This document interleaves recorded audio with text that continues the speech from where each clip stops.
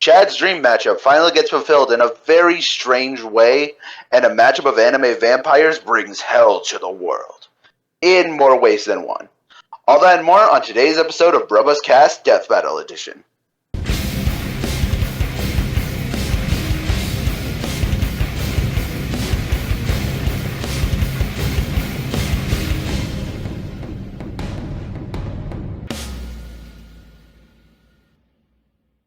Yeah, you thought it was Brobuscus doing the podcast intro today, but it was I, ZDogg, and welcome to another episode of BrobusCast Death Battle Edition. I'm your co-host ZDogg. With me today is Brobuscus. Okay, I wasn't expecting that. Hi, gotcha. Everybody. Gotcha, and Jedi Vendor. Bitches love cannons. What? Okay, sure. Yeah. I'm at least. I wasted the segue. I'm at least glad I got you with that one. Yes. The death battle. Yeah. Okay, so we have stuff to talk about. Lots of stuff. Interesting stuff. Yeah, we have an interesting couple of things to talk about. Oh boy. This is probably going to be the most weirdly discussed episode we've done. Yeah. Probably. Not saying a lot. Yeah. Because I feel like we all have very differing opinions on this episode. Yes. But my only hope is that we can remain chill about it. Me too. Me too. And then it caps off with and then it caps off with hype skyrocketing. We seem like chill people. Yeah. So we have a new death battle. We have the big episode 150. And of all episodes, it's Macho Man versus Kool-Aid Man. I can't get over the fact that this is the reality we live in. Yep. We got Kool-Aid Man before Luffy. How does that make you feel? I mean, At least Kool-Aid Man's matchups are good. Luffy's matchups are hot, stinking garbage. I know. Oh, poor Luffy. So, this is going to be a interesting discussion because this is a very interesting episode. Yep, it's a very strange one, to say the least. It's not normally packaged like No, it's not normally packaged at all. Absolutely not. Alright, formalities. Let's talk about the result. Okay. Yes. I was wondering where to even start. So yeah, let's talk about the result. Kool-Aid Man won. I lost. Somehow. What? Okay. Somehow. I think we can. I think this goes without saying. This is easily the most surprising outcome of the season. For sure. Arguably the biggest upset in Macho Man Randy Savage's career. To be fair, in this season, the only real competition it has for most surprising outcome is Heihachi. And even Batman. then, Batman. Oh, I guess yeah. But even then, both of those were kind of somewhat 50-50s. Yep. By the end of Heihachi versus Geese, people started to think stars were aligning a little bit more, and people were like, Heihachi could probably win this. What do you know? He did. And then for Batman versus Iron Man, okay, well, first off, that's mostly our fault because we didn't pay much attention to the Godbuster or Virtual Armor. No. But also, even without that, by the end, things were starting to look up for Tony. But still, just a general shock. Yeah, but this one, I don't like. I think Kool-Aid Man's supporters with Heihachi and Iron Man, their supporters started to rise up a little bit more as the discussion went on. As with Kool-Aid Man, it was the opposite. it just the supporters started to either disappear or switch sides. Yeah. So convenient, if you ask me. Yeah. So when we see him win, I'm like, okay, hold up, what? Yeah. I'm like, yep. Okay. I mean, I'm not complaining. I prefer the Kool-Aid Man, but at the same time, yeah, I mean, I like both characters. I do Yeah, think I slightly prefer Kool-Aid Man a little bit more, so I was happy to see him win. It's just, I prefer Macho Man a little bit more, obviously, but I really like Kool-Aid Man. I did grow up drinking Kool-Aid, and I just bought Kool-Aid Kool-Aid Jammers a couple days ago. It's good stuff. That's that. Yeah. Side note. Your only mate, our Ruby co-host tried Kool-Aid. He said it was shit, and I recommended to him that he should have gotten the Kool-Aid Jammers. He did not get Kool-Aid Jammers. Kool-Aid Jammies. If anybody in the audience doesn't know what they are, basically, Capri Sun? Yeah, it's that. Yeah. It's that better. Kool-Aid. Yeah. Right down to the packaging, they're the exact same. Yeah. So, yeah, Macho Man lost, and I and a few other 1,000 people are probably are disappointed, but okay.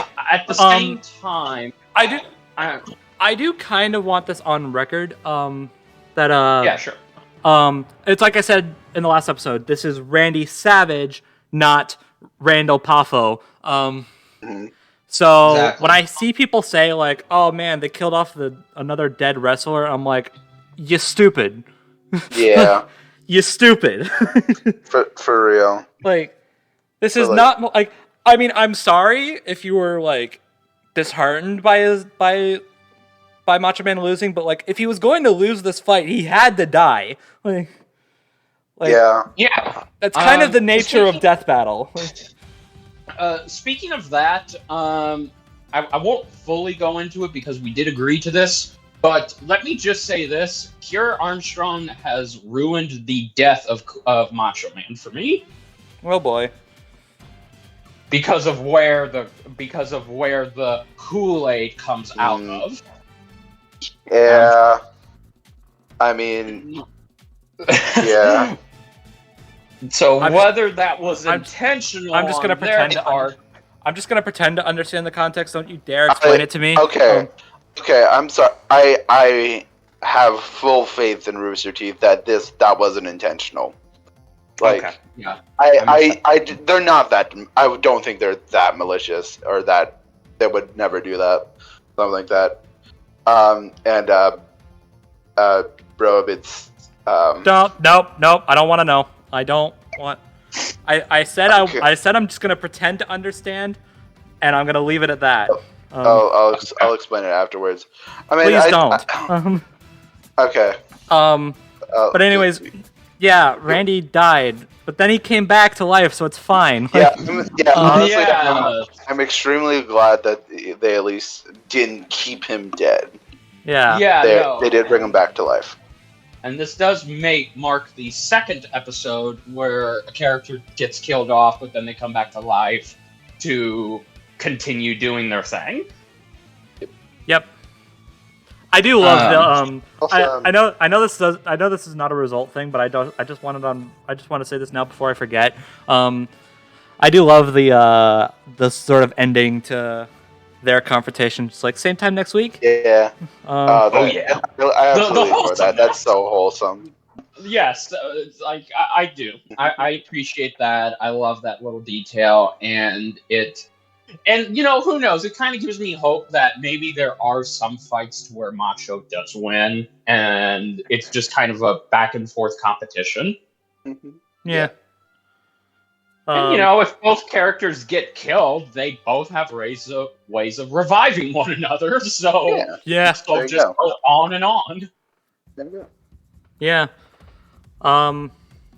So I think we've pretty much made our piece on how surprising this episode is. Yeah, and I'll be honest, I'm not sure if I want to hunt.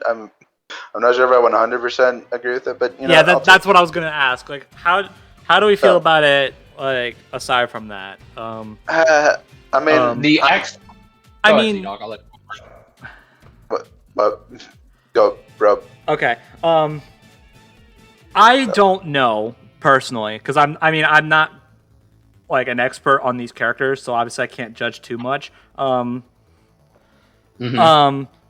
my piece on it is that, like, even if I disagree on it, it's freaking Macho Man versus Kool-Aid Man. Does anybody really care that much? Like, it's, Yeah. of all matchups to be upset about the results, it's this. Like, come on. Yeah. And I mean, okay, it is kind of disappointing considering Macho Man doesn't have that many versus fights. Like, this is basically the only one he has, and the fact he loses is a bit disappointing. But like, I'm okay with Kool-Aid Man, and again, the fact that he didn't stay dead after the fact, it does make it a little bit better to me. So Yeah. I disagree with the explanation of how Macho Man lost, but I do not disagree with Macho Man losing. But on that note, I will say I kind of agree with ZDogg. It is sad that this was Macho Man's one and only fight, and him losing it does kind of make it disappointing. It's kind of like it's Kool-Aid Man has like a few other fights to his name, but like Macho Man. Fun fact: Tiki suggesting Pac-Man. Okay. I mean, I can kind of see it, but also, yeah. I just wanted to say that. I know. Besides Luigi vs. Pac-Man, I've actually been starting to get a little bit into Kool-Aid Man versus Ronald McDonald, but we're not talking about that. I want Kool-Aid Man versus Powdered Toast Man. As a side note, does Coca-Cola have a mascot character? The bear. The polar bear. The polar bear? Okay, we need to put that thing against Pepsi Man. There we go. Yeah, or Cool Spot. Well, we're gonna kill off the polar bear. Well, okay, whatever. Like, we need to get our Coke versus Pepsi matchup in there at some point. That's all I'm saying. That's probably gonna be a garbage match, but you know what? I don't care.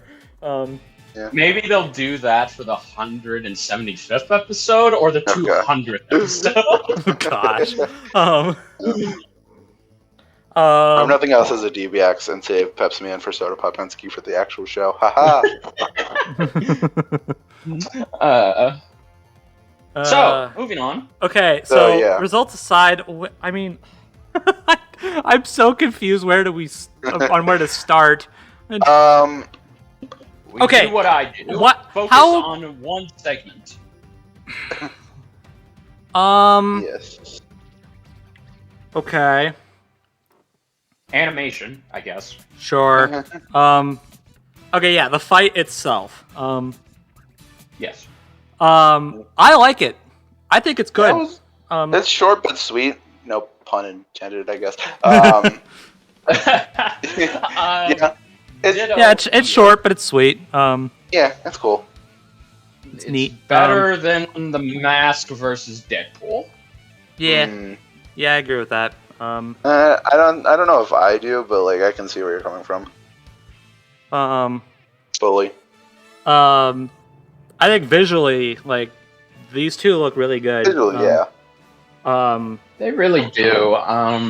They did a great job. They did a great job on the model sheet for Macho Man and Kool-Aid Man. There's some great details that they put into I love the liquid and the ice, like, constantly moving around as Kool-Aid Man does. That's a nice attention to detail. Yes, and I also like that you see the veins pop out of Randy's elbow when he's doing the flying elbow. Yeah. Yeah, that's cool. The liquid attacks are also pretty good. They move and flow so smoothly. Yeah, and they're fighting on Camp Campbell. That's not confirmed, but that might as well be. Sure. Yeah. That's from Camp. Yeah, Yeah, I mean it's not confirmed, but it might as well be because they said on commentary that they took assets from Camp. So I'm like, okay, that's just Camp Campbell at this point. Yeah, basically. The use of their powers are very good. I like that we get to see the Slim Jim, but I'm a little disappointed we didn't get to see Randy use his other tools like the Golden Scepter or a chain or any of the other cool weapons. But I get it. The Slim Jim was the most iconic weapon, so yeah. It's all right. And also sad we don't get to see Kool-Aid Man use his time manipulation. Well, we kind of do. That's what the at the reverse beginning of the move fight was. where he's going through the trees and then he. I wouldn't say that's time manipulation more as it is he just remembers, oh, right, I'm an inanimate cartoon picture, so physics do not apply to me. So he just reverses his polarity and comes back. I get it. Yeah, whatever. Okay, let's just stop beating around the bush. The best part of this animation is the claymation part. Yeah. Holy crap. Our first ever claymation stop motion in Death Battle, and so good. Done so good. It's only 8 seconds long, but it's so good. Yeah, 11 seconds actually. Oh, whatever. The point is, it's a fraction of the fight, and it looks great.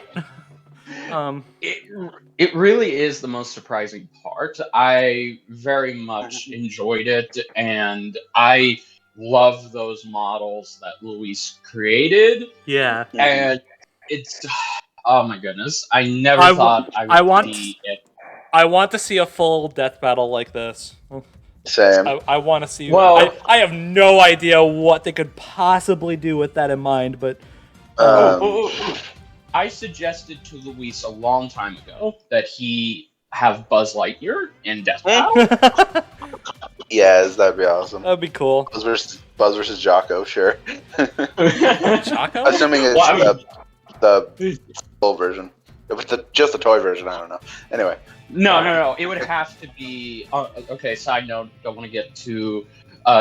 don't want to go too much on this, but no, it would have to be the cartoon version because the toy version... yeah. The toy version has basically nothing. Yeah, exactly. Fair enough. Okay, then Jocko. There you go.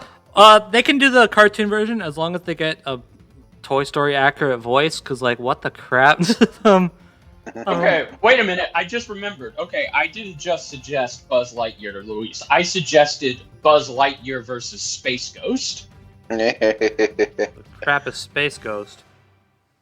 You know what? We're getting off track. Never mind. Forget I asked. Yeah. After podcast I'll tell you discussion. Okay. Yeah. So yeah, I want to see a full death battle like this. Yeah, I'd be down, honestly. Me too. Just on how brief it, like, just yeah. Yeah. It looks incredibly good. Good job, Luis. And the attention to detail when we see it, like, I love when the moment where Macho Man punches Kool-Aid Man in the face, and you see the fist imprints kind of regenerate as if they never happened. The Kool-Aid packets in the background, and the fact that you see Kool-Aid come out of the packets and consume Randy. It's so fucking awesome. Yeah. And then we have the finisher. I like this finisher a lot, actually. I was very caught off guard. I like dude, that fake out. Yeah. I totally thought Kool-Aid Man was done. Yeah, same, honestly. Totally thought that was it. I also like how we got oh no! Yeah. Drunken, and then smashed, and then Kool-Aid Man is all like, oh yeah, essentially telling him, you just drank my liquid. You done fricked up. You done messed up. Yeah, I know. Yeah, but I think it's a cool finisher, but despite the thing we just talked about, but you know. Yeah. I also love the visuals on, like, when, you know, Randy dies, like there's like a rainbow exploding out of his chest. He's black and white. I'm like, that is cool. That cool. Looks freaking cool. Yes. Also, fun little thing.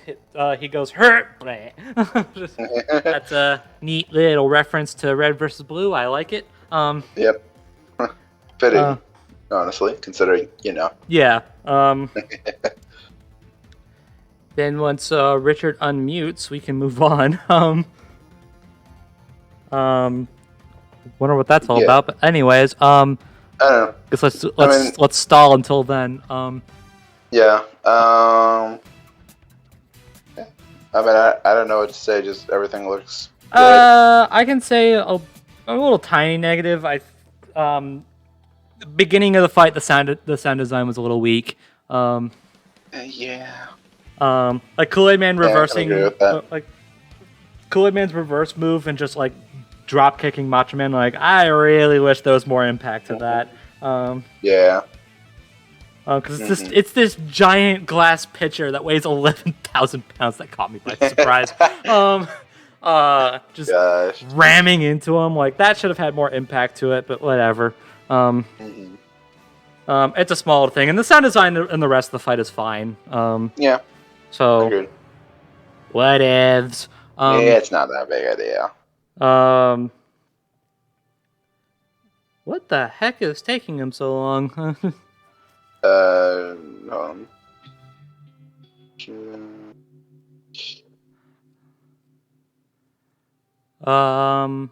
Might be family stuff. It might be.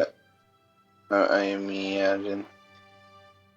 I guess we'll just talk about the next, and then I'll just come in.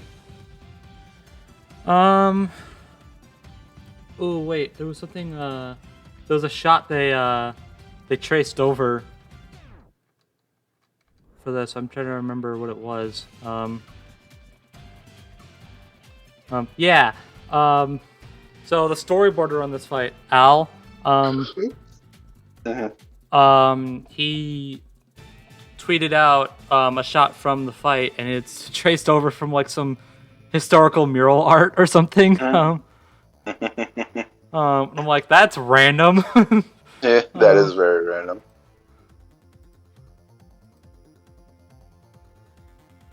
Okay, something's come up. All right, fun. Well.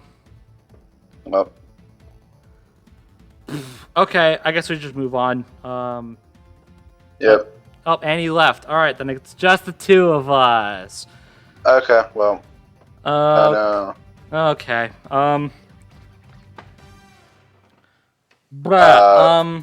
Okay, voice acting. Okay, well, if you want to see Mr. Bender's full thoughts on the episode, you can check out his review of it. Yay! Okay.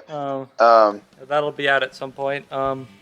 It's probably gonna be up by the time this goes up, but you know what? Whatever. Maybe. Okay. So I guess. While we wait for him to potentially come back. We'll see. I guess talk about the analysis portions, which is freaking weird. Yeah. Let's talk about the voice acting first. Voice acting is very good, honestly. Yeah. I really like both performances, even though like Kool-Aid Man didn't say anything besides "oh yeah." Well, okay, he says did someone say thirsty? But no, they both did a really good job both did good. I like their voices a lot. I saw people say like, "Oh man, they should have got this one guy. I forget his name to voice Macho Man," and I'm like, well, Tom whoever did Macho Man did good. I forget his name. It's Smallien, right? Yeah, Smallien. Yeah, it's Antfish. Antfish. Yeah. And then Tom Shock is the Kool-Aid Man. Kool-Aid Man. That's good. Good stuff. Good stuff. Are we gonna talk about the other? Besides that, I guess just specifically the one role later. Or are we waiting on that? Okay. I assume I think I know what you're talking about. Yeah, we'll do that later. Okay. Probably do, honestly. Most likely when we talk about the analysis, or just the everything else about this fight. The music. First off, it's called "Oh Yeah." Of course it is. Of course it is. Succeeded. They can't get rid of that phrase, can they? Nope. I mean, what else would you call this? I mean, true. It's just gonna be so. It's gonna be so weird to talk about that in like casual conversation. Yeah, true. It's like this track is called Chaos Unraveled. This track is called Suit Yourself. This track is called Oh Yeah. Oh yeah. So weird. I mean, I guess you could have called it cherry flavored Slim Jims, but like, no.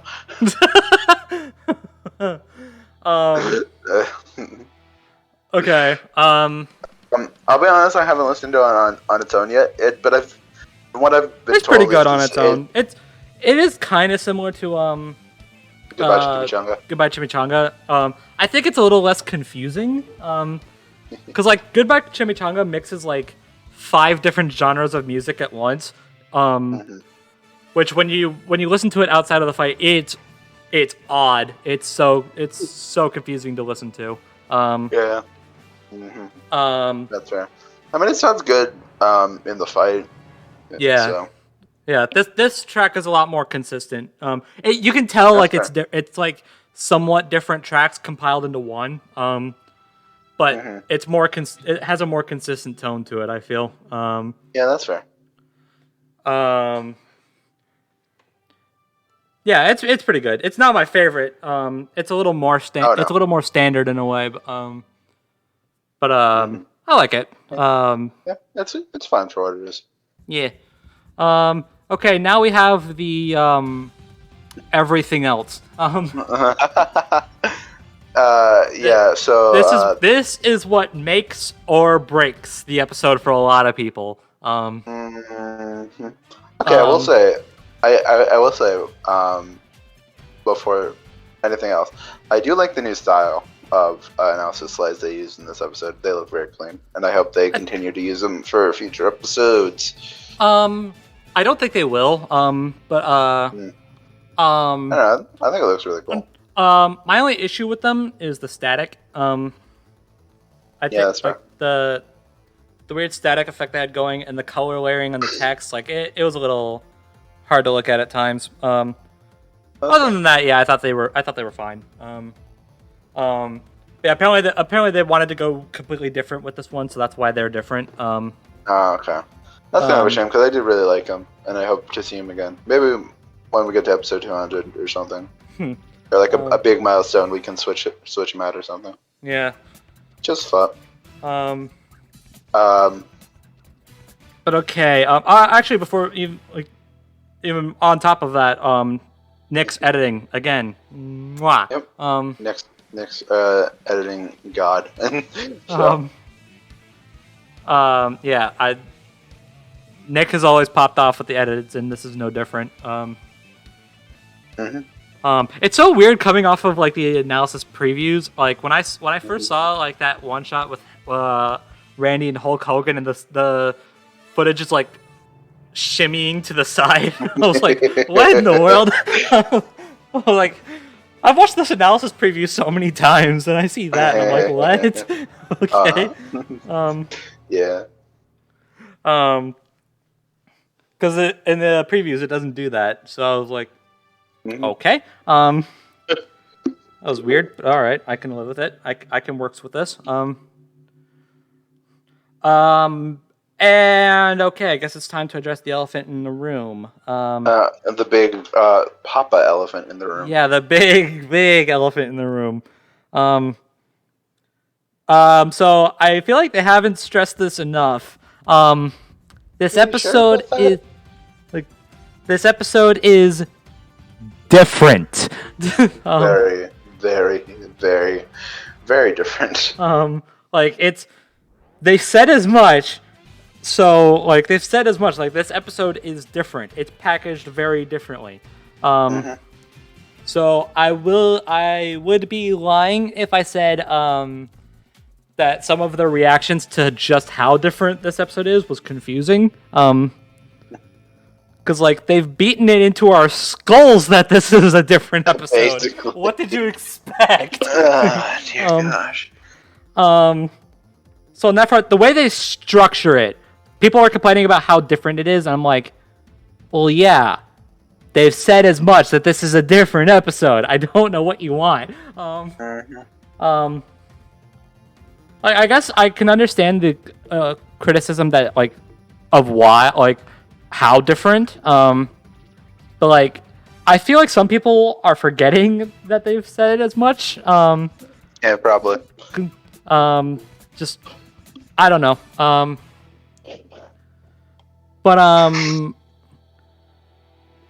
Okay. Where do we begin? Okay, so this is the episode that settles the whole who is Boomstick's dad subplot. Which, I mean, it technically already did before, but okay. You know what? I'm ignoring that. Well, I'm just saying. Just saying. But yeah. So this episode is more it's more Wiz and Boomstick building than what we usually get. Now, some people view this as a welcome change of pace. Because obviously we don't want these characters to just be distorted voices, like disconnected voices, like they were originally. It gives them more depth. Yeah, we want to see them as characters. So in that sense, I have no problem with this. The problem for a lot of people, and I'm not entirely sure where I stand on this, is that it kind of takes away a lot from the actual matchup. Like this episode is like 60% Randy Savage versus the Kool-Aid Man. And then 40% the other stuff. Yeah. Yeah. Which sounds fine until you realize that this episode is only 12.5 minutes long. Yeah, this episode's length really screws with it, honestly. And this brings to, like, I've heard a lot of different complaints about this episode, but I haven't heard one, but for the most part, the ones I've heard, I don't agree with. But there's one that I have that I do feel kind of breaks the episode like a twig in some aspects, and that is the pacing. This episode moves at like 5 million miles an hour. Yeah, it goes all over the place. Dear gosh. Like it is like, I don't mind a more like rushed through analysis. But like when you have that, a 2.5 minute fight, and then the rest of it is the conclusion, which we will be getting to. I feel like there was no time to breathe. Like it's like, okay, settle down. There is such a thing as too fast, and I think this is it. Yeah.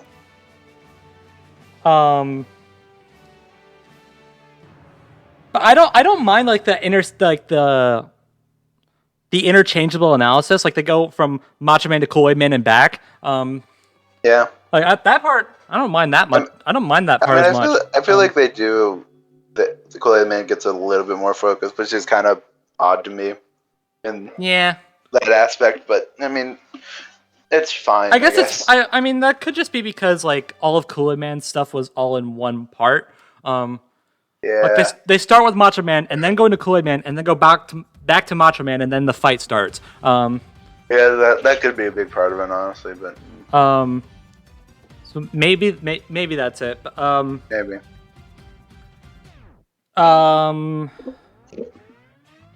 Yeah, so a lot of people were taken aback by this, and a lot of people have considered it to be their least favorite episode of the season. And this is probably the only episode of the season where I can understand why. without going into like, well, obviously one of these had to be the worst. I mean, yeah. I mean, I personally don't agree with that, honestly. No, I don't either. Like, okay, like I get it, but I don't agree with it. This episode at least kept me interested. Yeah. Throughout the entire thing on like Lex versus Doom, which is currently my least favorite right now. Yeah. No. Yeah. Like. This is probably the only episode of the season that I don't consider to be my least favorite. Where I'm like, yeah, I don't agree with you, but I get you. I totally. Like the other episodes that I've heard people say is their least favorite. I'm like, huh? Like Shadow Ryuko. Sorry, what was that? I'm like, Avatar. I'm like, huh? Like, I've heard so many people complain about Blake versus Pikachu lately. I'm like, huh? Yeah. I know a lot of people consider that their least favorite. I don't. I'm like, but I can understand the complaints there, but yeah. I'm like, I mean, it probably doesn't help that some of those episodes, like, people are complaining about them. I'm like, have we watched the same episode? Yeah.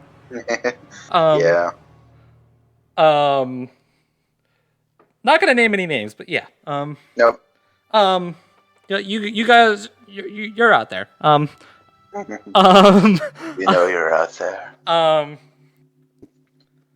yeah, for this one, I can understand it. Yeah.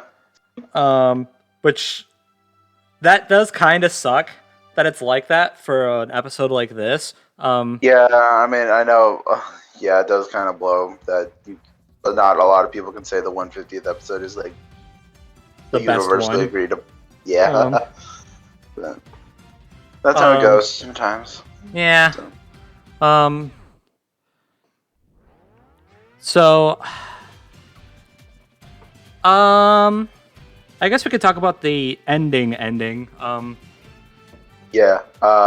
Because the post-fight ending, the epilogue, if you will. Epilogue.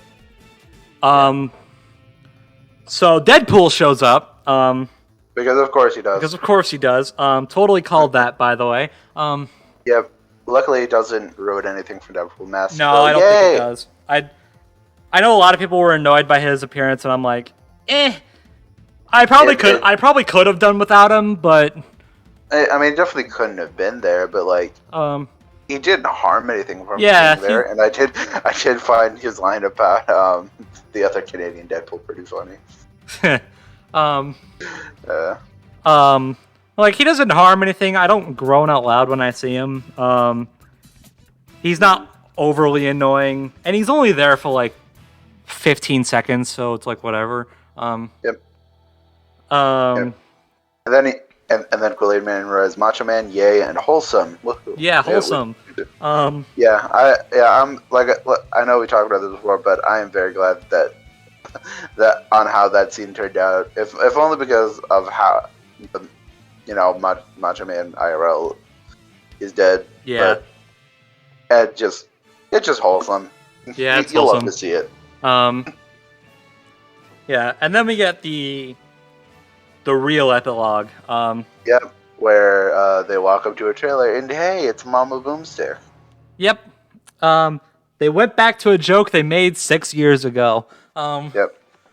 Oh, we'll tell them that was Grandma Boomstick, but semantics. Yeah, the semantics.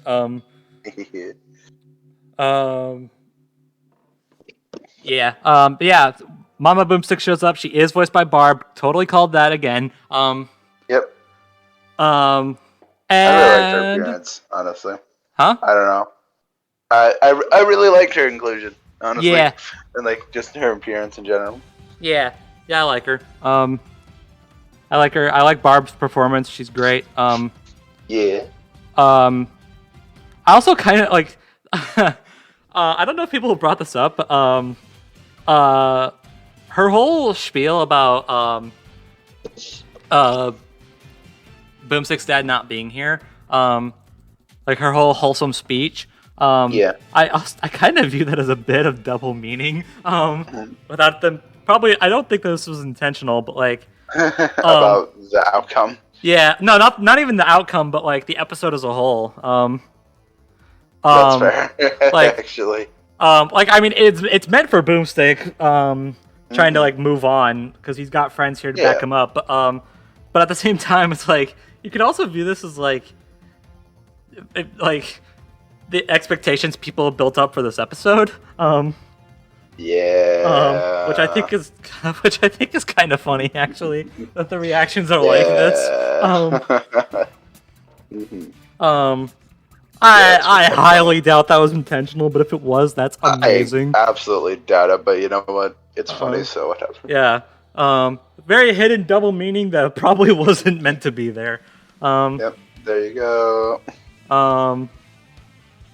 But yeah, she's charming. I like her. Yeah. I hope to see her more in the future.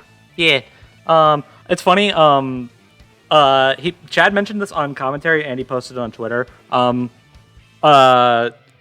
He got the script and saw Mama Boomstick is in it. And he like took a screenshot of it and messaged Barb and was like, "It's time." I saw that. Yeah, I love that. And Barb was like, "Oh heck yeah, let's go!" So good. I love these. I love these guys. Yeah. Yes. And then Sarge shows up. Totally called that as well. Yeah, we pretty much called that. So yeah. Let's go. Yep. And yep, Sarge is Boomstick's dad. Oh no, the shock. Whoa! What you did? What? Huh? No way. Yeah. And they don't meet. Rip. Disappointed. Anyway. Now that is a tad disappointing, honestly. It is. But they did mention on commentary that the reason why is because they thought it would be more powerful if Boomstick just learned to move on and stop searching. Yep. And I mean, I get it. I get the message they're getting at here. But like, I can't help but feel a little disappointed. Like, because I think Boomstick and Sarge would be working off each other so well. Yeah. Like they played off each other so well in Meta vs. Carolina. They didn't even know each other. Yeah. That was great, and I wish we saw more. Yeah, same. And especially since this is what it's kind of also disappointing considering this is what the whole Boomstick's dad thing. Like Boomstick finally gets to meet his father. Oh, he doesn't. Okay. At the very least, we can comfortably say that this is the probable end of the Boomstick dad jokes. Yep. I mean, unless Sarge vs. Soldier has anything to say about that. Oh, true. This is very much true. So yeah, this is what we built. I mean, honestly, the fact that Sarge is there at all is good enough for me. I mean, yeah, but like, I mean, I get it. It is disappointing, yes. But I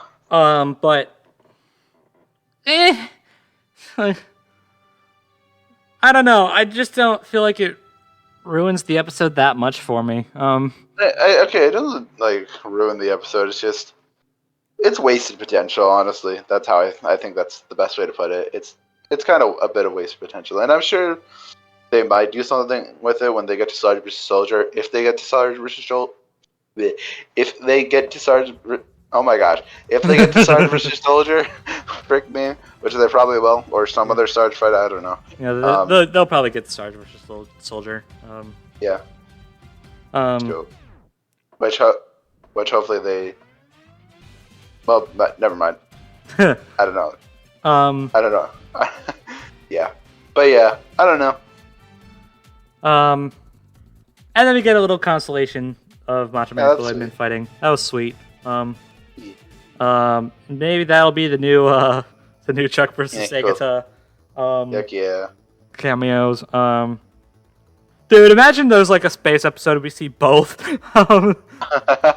I mean, if we could, honestly, if a certain upcoming episode has anything to say about that. That's true. That's true. That's true. We're probably not even thinking of the same episode, but you know what? I'd be surprised if we weren't. Okay. Yeah.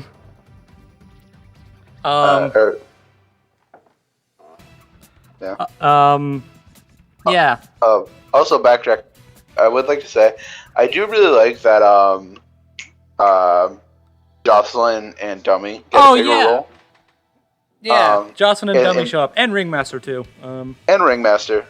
Kind of wish he would have made comments during the analysis, but whatever. But like Jocelyn and Dummy, especially Dummy, since we haven't seen him all season, and Jocelyn is just charming to me. Yeah. Just getting to see them actually do some calculation and actually do the entire post analysis, it was really cool to see, honestly. Yeah. Yeah, I like it a lot. Yeah, I do hope that we get like another more regular episode with these hosts, like all 5 of the hosts. Yeah. I don't know how you would do that. But I don't know how. I mean, I don't think Ringmaster being in more Death Battle episodes is necessary, considering he's got DBX. Yeah, I mean, and also, like I said, it applies to Jocelyn, but I don't know. Well, I mean, that's because Death Battle is borderline dead at this point. Well, no, like with the DBX whole thing. Oh, that's true. Yeah. Yeah. Yeah, but I don't know. Just seeing them at least cameo every once in a while would be nice. Yeah. IMO. Yeah, I agree. So I guess that's it. So this discussion was very scatterbrained and all over the place, much like this episode. So, haha. Almost forgot. Big complaint I've heard. The most common complaint I've heard. The analysis cutting into the fight was lame. Yeah, I mean, I forgot about that. I mean, I kind of get what they were. Yeah, I get what they were doing, but like it doesn't work. Yeah, I get what they were doing, but yeah, I'm good. Yeah, definitely could. It probably doesn't help that we can still hear Macho Man and Kool-Aid Man fighting in the background. Yeah, they make little remarks. Yeah, well, not only just the remarks, but you can like hear sound effects and whatnot. Yeah. So I'm like, I want to see what they're doing. Yeah. Like, why not just mention this before the start? I don't mind. Like, I don't mind Wiz and Boomstick being like Wiz, Boomstick, and Ringmaster being like spectators or commentators over the fight. That's a cool concept, honestly. But yeah, I agree. But like, did they have to make more analysis within the fight? Whatever. I like the Boomstick cheering on for Macho Man. I thought that was cool. Yeah, agreed. So yeah, this is a very scattered episode. Yeah, this. It's a very scattered episode with even more scattered opinions. Yeah. Okay. So overall thoughts. I enjoy it overall. It's just I guess I don't know. Sorry. I apologize. Okay. But like I like it. I like what we have. I mentioned this in my reaction. I'm going to recite it here. I like what we have. I think the episode we have, because I randomly bumped into this. Randomly came up on my YouTube feed, like recommended feed. Is this fight actually bad? And I'm like, well, no. No. Like just no. It's not. No, I mean, I can see arguments saying that it can be considered a bad episode of Death Battle. I can kind of understand where they're coming from there, but I don't think so. I mean, I disagree, but like, I can see where they're coming from. It's like I enjoy. I think it's just unorthodox. I think just how different it is going to take some getting used to. Definitely. I can picture it now. the more I rewatch it, the more I'm gonna like it. Probably, hopefully. That's just what I'm picturing. Like the more I watch, or at the very least, the more I will grow to get used to it. Yeah. I don't know if I will like it more, but I'll probably learn how much I actually do like it. So that's really about it. I don't love it, but I don't hate it. That's a good way. I don't think it's bad. Yeah, it's all right. I did have a fun time watching it, at least. Yeah. Yeah, I had a solid time watching it. Like it's and like I said before, it's nowhere near my least favorite of the season. Lex vs. Doom. It's way more entertaining than stuff like Lex vs. Doom, at least. Like it's nothing like harmless. Like you're not losing time by watching it. Exactly. It's just like, and at the end of the day, it's fun. And that's really all I care about. Like it's, like it's a fun, weird episode. I don't love it, but I can live with it. I don't hate the fact that I watched this episode. Yeah, I'm not gonna lose sleep that it exists or that I watched it. Yeah. And let's be real here.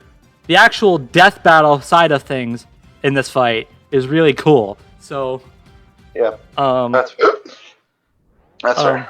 So at that point, I think we have our answer to: is this fight bad? No. Moving on. Yeah, and I mean, obviously, if you dislike it, you dislike it. There's no. Oh, I mean, yeah. You can have those opinions. We're just here to ramble about our opinions, and see if anyone agrees or not, or just to entertain you. Let's be honest. So. At the end of the day, you came here for our opinions on our video, and if you don't like our opinions, then stop watching our video. Yeah, or you could keep watching and just hate yourself. I'm so sorry. I am so sorry. Holy crap. I don't know where you were going with that. You can not like it, or you can not like our opinions and suffer. There. Holy crap. At the end of the day, you're giving us views. Yeah. So really, who's the villain here? And we appreciate you for that. Okay. That sounds bad. Oh my god. Okay, so so who's ready for our positive opinions to just skyrocket? Like it's time for a spooky fight. Yes. Yeah. Yes. That's all I'm gonna say. Just yes. Like from Chad's most wanted to Liam's most wanted. What do you know? Well, from one dream fight to another. Yep. And watch next is Madara versus Aizen, so Sean's dream fight can be fulfilled. Yeah, we're getting him on. We're totally doing it. Heck yeah. Or we're gonna try to at least. Yep. Well, we'll see what happens. Yeah. So this fight, it's time for a Halloween themed episode. Last year we had werewolves. This year we had vampires. Heck yeah. And we're getting the best vampires in all of fiction. And if you disagree with me, you can fight me in the street. Yeah. Okay, let's be honest, bro. This episode's been teased the entire year. Let's just stop beating around the bush and say it's Dio Brando versus Alucard Helsing. Okay. I was gonna make a joke on the match Ben joked about on cast, but you know what? Fine. Yeah, it's Dio versus Alucard. Oh yeah, I remember that now. I think. I forget the full thing anyway. It's whatever. It's like the Count versus someone, right? Yeah, it was like the Count versus like Edward Cullen, I think. No, it's Dio versus Alucard. It's Dio Brando versus Alucard.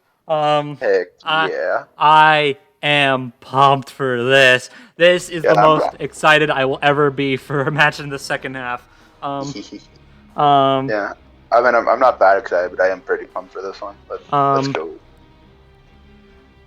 This is gonna be. I am like there are some matchups where I'm excited, but I'm also dreading, because like of a certain outcome that could happen, or like the possibility of the episodes being bad. But this one, no dread. I am pumped. I am fully confident that this fight is going to be good. Yep. Like I there's no like, oh man, this could potentially suck. No. None of that here. Well, don't jinx it. Shut up. I'll get to why later. Yep. But for now, I want to talk about these characters in this matchup. Yep. So, yep. Yeah. So I like JoJo's a lot. I can comfortably say that I am a fan. Same. I wouldn't exactly say I'm a huge fan. Like, I haven't seen part 5 and onwards. I haven't read the manga. And I'm a dub watcher. Heresy, I know, but shush. Shut up. Just shut up. Gosh. I know what being a dub watcher for JoJo's Bizarre Adventure entails for a lot of people, but shut up. Don't worry, bro. I'm in the same boat. And it's fine. Hey, it's fine because JoJo's dub is superb. It is. So yeah. And funnily enough, my favorite part is part 3. So which Dio just so happens to play a major part in. So, you know, it just kind of works out that way.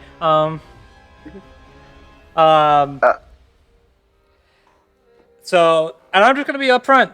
Dio's my favorite JoJo villain. I mean, having not seen part 5 and onwards, that's not really a lot of competition. It's really just Cars and Kira. I mean, like, I like Kira, but I don't love him, and I was never really a big fan of Cars. I just thought he was kind of a meh villain. Yeah. But Dio's cool. I like Dio a lot. Dio's he's just such an enjoyable villain. Like, this dude just doesn't care. Yep, he's the second pettiest villain this season besides Thawne. Yeah. Like, this dude trolls with so many people, and it's great. Gosh, yeah. And it helps that being a dub watcher, Patrick Seitz is always a win. Always down for more Patrick Seitz. So hearing him voice Dio, and he's such a good pick.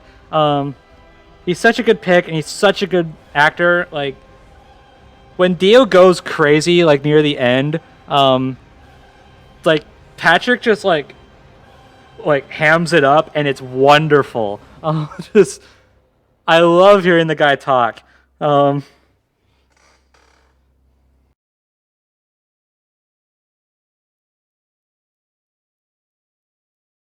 Am I interrupted? Nope. All right. We still recording? Yes. Yes. We were talking about Dio Alucard. Yes, but Okay. real quick, get your abridged thoughts on Macho Man vs. Kool-Aid Man, since yeah. Okay. Here are my abridged thoughts. The fight was okay. Not the worst, but not the best. The animation was fine. The voice acting was splendid. The music, best since Dragons and Dumplings. And overall, I feel like the pacing and the lore could have been much better had it been expanded upon and not left it all back on square one. Overall, I would probably give this a 6 out of 10. Why did you go for like an announcer voice during that? Wrestling? Yes. Maybe? Yes. Yeah, that's why I did it. Sure. Okay. Okay, that's just what I thought of. Like, That's what it sounded like to me. All right, now back to your regularly scheduled anime vampires. Yes. So, Dio versus happy Alucard. Halloween. Yeah, Yes. happy Halloween. We were talking about our thoughts on JoJo's. Yes. Which are you about done with that? Mostly. I Yeah. have. Oh, well, let me give my abridged thoughts. I have none because I still haven't seen JoJo, but I know who Dio is, and I know he is one sexy badass. I mean, he's not wrong. All right. So now my thoughts on JoJo's. I've only seen parts 1. I've only fully seen parts 1 and 2, and I've skimmed through certain parts of part 3, mostly because I had to help with editing a Dio episode for a friend. And I like it. I like it well enough. I do really like Dio as a villain. That might be partially because of Patrick Seitz, because Patrick Seitz is freaking awesome. But yeah, no, I like it from what I've seen. Yeah, and I'm very happy to see another one get on after frickin' how long ago was JoJo Kenshiro? Oh my gosh. Like 3-4 years ago? 3 years ago. Somewhere around 20... It was 2018. No. Yeah, 2018. Yeah, but it's cool to see it back on the show, and yeah, I like it well enough. I really need to go back to it though, but Hulu doesn't have it dubbed. Gosh dang it! Anyway, dude, Netflix does. I don't have Netflix. Oh, well, that's unfortunate. And besides, it's not on this. Besides, it's, for some reason, isn't on the Switch. Nintendo, why? Anyway. What you're talking? You're saying that Nintendo is anti-consumer? No.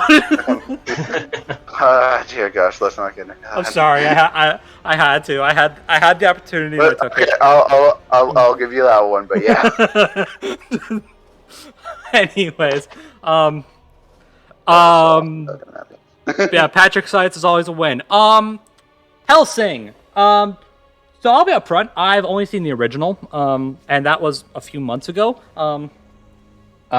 Wait. When you say the original, you mean the crappy Funimation dub that every Hellsing fan automatically dismisses, don't you? Probably. The one that's just called Hellsing. Yes. Like there's Hellsing, and then there's Hellsing Ultimate. I've only seen Hellsing.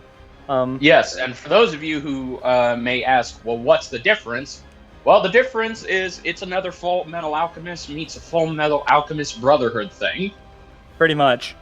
Yeah, I definitely should have watched. I definitely should have watched Ultimate. I watched the original because I was just getting into Hellsing. I had no idea where to start, so I was like, this one's just called Hellsing, so I'm going with that. Yes. Plus, I was like, I knew I probably wasn't likely to, but I was like, I don't really want to confuse like Hellsing Ultimate with Hellsing Ultimate Abridged because I'm not a fan of abridged shows. Yes. So I was like, I'm just gonna play it safe and watch the original. And I don't know if it's just because of the show or because I was fatigued, but I legit, like, around episode 9, there's only 10 episodes, but around episode 9, I legit fell asleep on my couch. Yeah. Like, I got to episode 9, fell asleep, the episode ended, and I woke up, I was like, wow, I slept through an entire episode. Whoops.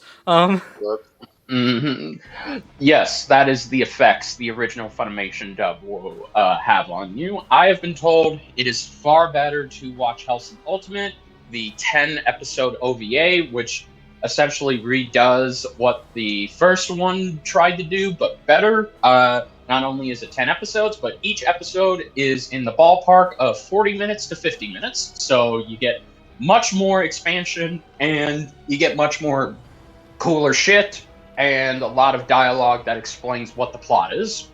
Cool. I mean, I tried to watch Hellsing Ultimate a couple days ago, and it was like yesterday. No, it was a couple days ago. And as it turns out, it is on Hulu, but it's only subbed. And as a dub watcher, I'm offended. Hulu, why? Anyway. Yeah. Well, you know what they say. When in doubt, pirate it.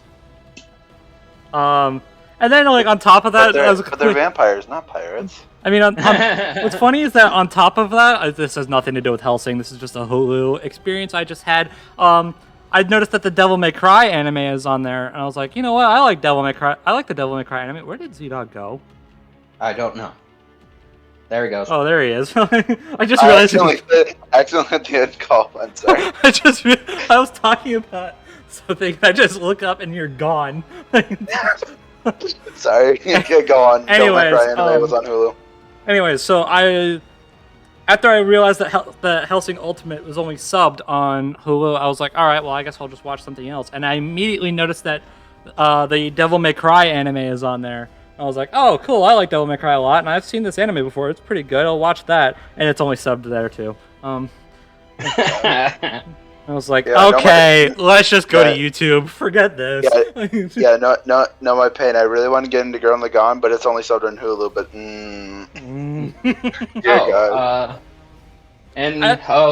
the irony is both dubs of One Punch Man Season 1 and Season 2 are available on Hulu.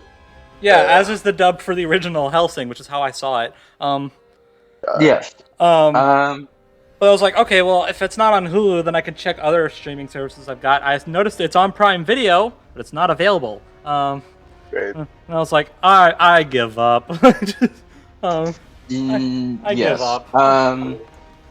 Yeah. Well, I mean, like I said, the best way to watch the dub of Hellsing Ultimate really is just to pirate it out, which I know it's not supporting the official release, but to be fair, the official release has been long since expired, or extinct, I guess is a better word to put it, because it's similar to like emulating classic games. It's nothing too major. Yeah, exactly. I started watching the original Hellsing, but then some buddies of mine told me, no, do not do that. Do not finish watching the Funimation Hellsing. Watch Hellsing Ultimate. It's much more better, and it is much longer, and it gives you much more. So I have, and I am only up to episode 4, but I haven't even finished episode 4. I was trying to, but then we had to record this, so Rip. I've only technically seen the first 3 episodes. And I've also seen 1 episode of Hellsing Ultimate Abridged.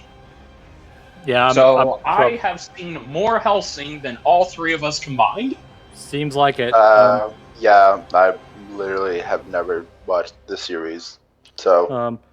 But that said, I will say, I was considering watching a few episodes before this series, but I just didn't. Mm-hmm. And besides, I'm in the middle of binging Tokyo Ghoul right now, so that doesn't either. I will say, just to get back to this match, I may not have enjoyed Hellsing. I may not have enjoyed Hellsing, but I do like Alucard.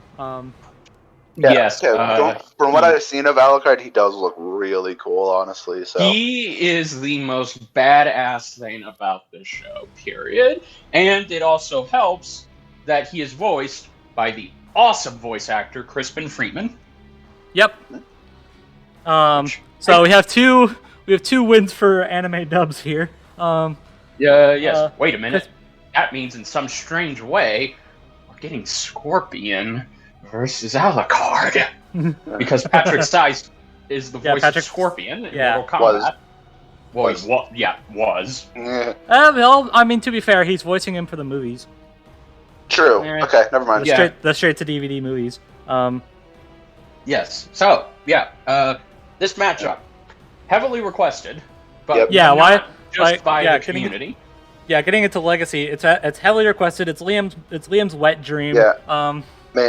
Yeah. I mean, that's basically just it. It's Liam's dream matchup. He's been supporting the show for a long time. Back when he was discussing Death Battle. Ha. Yeah. Nice. That's good. So yeah, and the fact that he gets to be on the show while they're making the episode is really cool. So yeah. And it only makes sense to do it here when he gets hired on for not only the lead researcher, but also gets to sit in the director's chair. We'll get to that later. Congrats to him, Foreshadowing.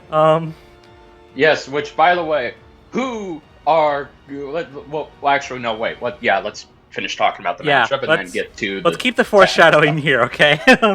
Yes, sorry. Again, the cold is making me rusty. Understandable.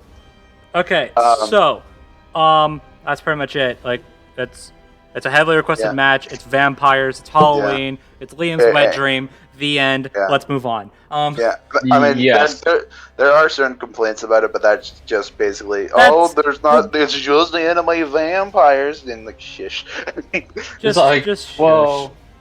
Also, again, it's like Brobuscus says, it's another Halloween-themed fight. Last year, we had our first one with Saber versus John Talbane, and I mean, you could even argue Gendor versus Dracula. Yeah, you can argue Gendor and Dracula as well. You can. Okay, yes, you can. Yeah, you can. Yeah, but technically speaking, you can. I mean, you can also kind of. I don't, but you can kind of count Venom Corona as well. Okay, I really kind of don't count that. No, I don't. I don't either. No, I'm just kidding. I don't either, but know that you can. Yeah, you definitely could. But yeah, the definite one was Saber Wolf versus John. Which was awesome. So last year we had werewolves. Now we're getting vampires. So I guess the next one is like mummies or zombies. Skeletons? Or slashers. Or slashers. Ooh, or that's slashers. a good pick. That is definitely a possibility. Yeah, I do hope they keep this like Halloween themed episode train going. Like every season going forward has one. Yes, I don't know. Exactly.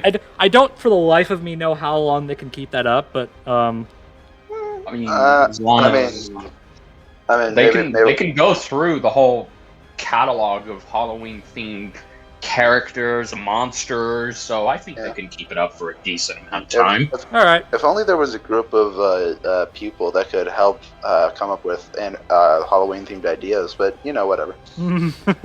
Yeah, those things. Yeah, if only. Okay, production. Yes.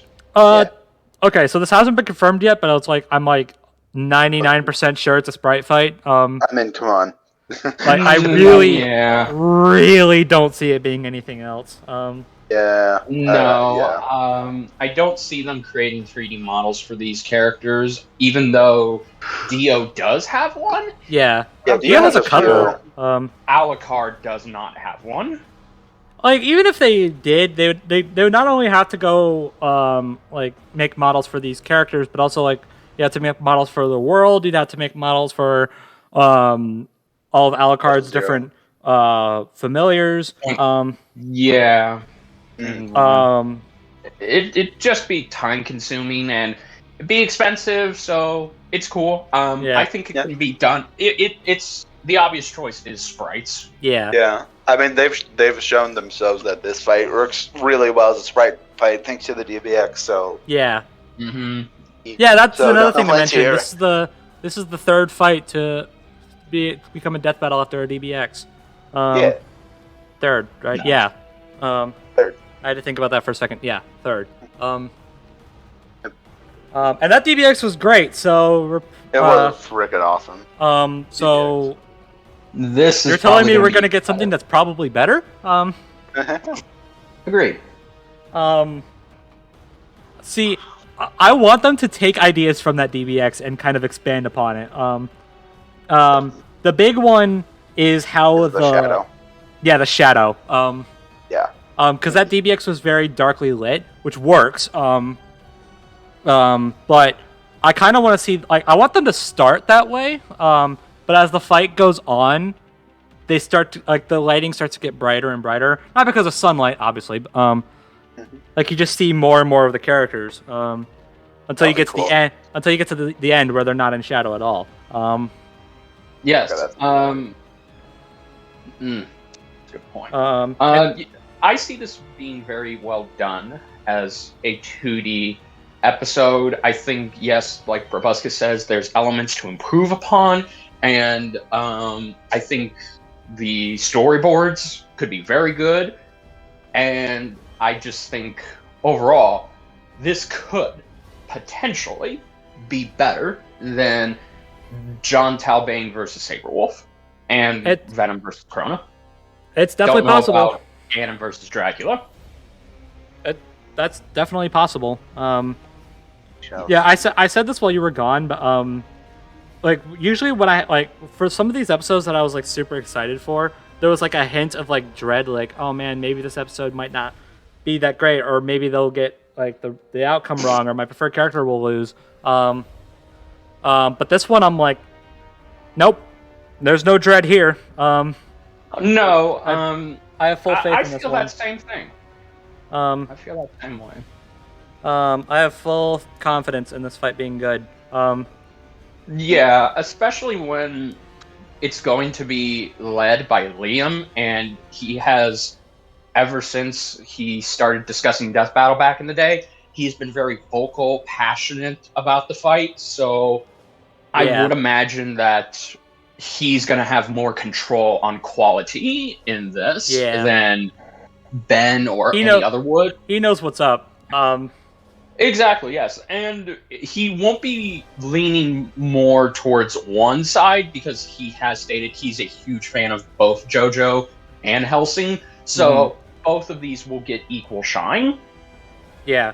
Yeah, I guess I'll just say this now. I was gonna wait for later, but I'll just say this now. I'm not gonna say who the researchers are just yet because they're not important right now. Fair enough. But people are probably wondering how involved Liam is with this episode. Because he's not assigned specific characters anymore, except for Eobard, apparently. And it's true. He's not like he's the research lead, but he wasn't like officially assigned either character. Those go to others. I'll get to them later. But take comfort in the fact that he is not only writing this episode, but he is also directing it. His writing does track well. The last written episode I remember liking from him was Kakashi versus Kenobi. Yeah. Plus, like, people have pointed this out, but Liam is very good with, like, passion projects. Or was Liam for Macho Man versus Kool-Aid Man? What I mean by that is, like if you look at, like, Ultron versus Sigma or the Mega Man Battle Royale, that's more what I mean. Yeah. True. Yeah. And he didn't even direct those, so, It's definitely going to be weird. I really think this episode is going to have a lot more eyes on it than any episode this season, which is weird to say because the past episodes we've got, they've all been real. I don't know how to. Actually, I think I'll just say it like this: they've all been one to not blink at. But this one, it's more important as it's two anime vampires, and one of them is from a franchise that is still going on, by the way, and is grossly popular. Yeah. But yeah, so him being like super into this match and into these characters, being not only the writer and the director, or it's set. We're good. I've got no worries. We're gonna peak with this one. As a newly inducted Hellsing fan, I have no worries that he won't do Alucard and the world of Hellsing. He won't do them good. I have no doubts of that. I fully believe that he will do them justice, and I'll walk away with a very, very bloody good fight. Yeah. Heck yeah. So this leads, surprisingly, bit of a surprising turn of events. We actually know both of the voice actors for this one. They were so excited they couldn't contain themselves from tweeting about it. Yeah, before we get to that, it's kind of weird that this is how we find out. The actors themselves confirm it on Twitter instead of Ben usually confirming it with a thumbnail reveal. Yeah, I'm sure he'll still do that, but I get it. For this episode, it's special. What's funny is that both of the voice actors are going at it on Twitter, discussing like they keep quote tweeting each other. It's great. They're having like casual banter before their fight comes up. It's great. Yes. So let's just go ahead and get to the big one, because it's the one we all wanted. It's the one that could make this fight even better. Alucard himself. Yep. Alucard was definitely the biggest talking point when it comes to voice acting. And sure enough, in case there was ever any doubt, I don't know why there was, but you know what? Okay. Alucard is getting voiced by Curtis, aka Takahata 101. Yep. He wasn't able to voice another red and black clad gunslinging anti-hero, so he just wanted to voice another one. I think that's a good trade-off. It's a good trade-off. Well, also coincidentally, he got to come back and voice another red and black gun-wielding character, but he just really likes voicing those characters, doesn't he? Yeah, he does. But yeah, now he's back for this one. So, and he has not voiced the character since I think 2018. Because think it was 2018 or 2019 when Team 4-Star finally finished Hellsing Ultimate Abridged. At the same time, like, it's cool that this is a thing, but at the same time, I don't know why there was ever any doubt, because when the Season 8 teaser dropped, they played a bunch of voice clips for the characters they teased. And a lot of people are under the assumption that those were clips from the battles.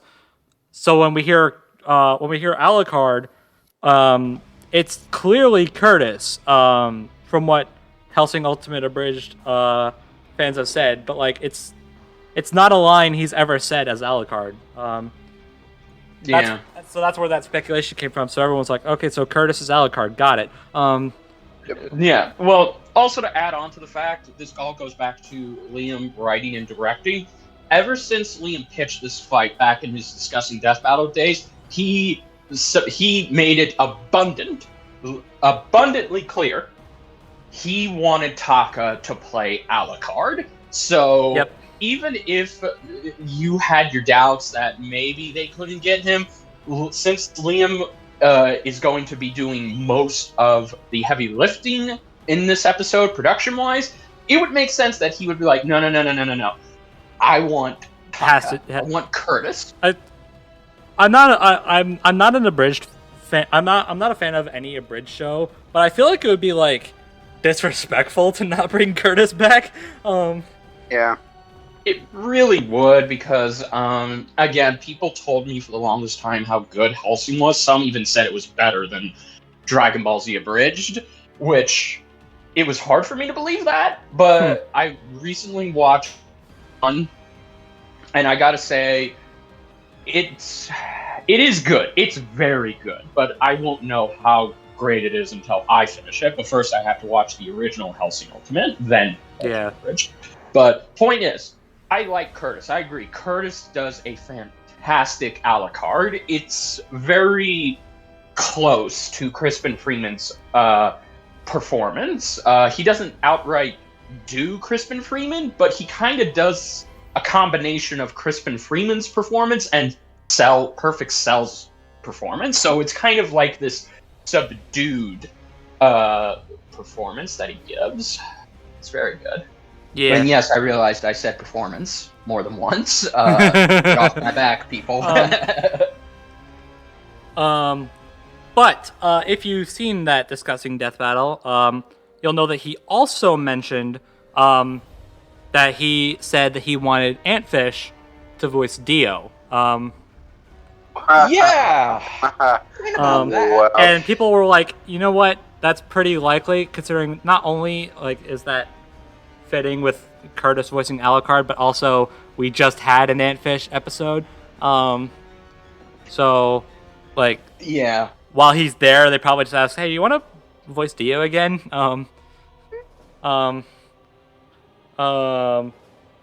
And they totally did that. They totally did that. Yep. Yeah, no, absolutely. Yep. They totally Definitely didn't go a different direction. Okay, we're not subtle. No. It's No, not Antfish. we're not.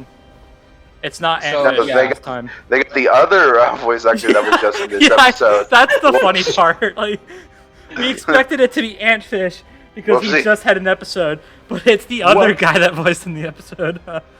Yeah, so like Brobuscus is trying to say, they did not get Antfish. Instead, unsurprisingly, they got Kool-Aid Man himself, Tom Shulk. Yeah, I think that's how I just said how you say his last name, right? Shulk. I think it's Tom Shock. I checked his Twitter and he said that. Okay, Shock. They got Tom Shock to voice Dio, so you're gonna be getting Tom as Dio and Curtis as Alucard. So wasn't my first I can see a lot pick. Of people being... Wasn't who I was expecting. I'll say that much. Nope. No. And I guess we kind of should talk about Tom, because I feel like Tom is going to get not thrown under the bus. He's going to be overshadowed by Taka's performance. So this is probably going to be another case of Goku Black versus Reverse Flash, where one character gets the cool line, gets the highlight and coolness, while the other one is trying to just make up for that with some coolness of his own.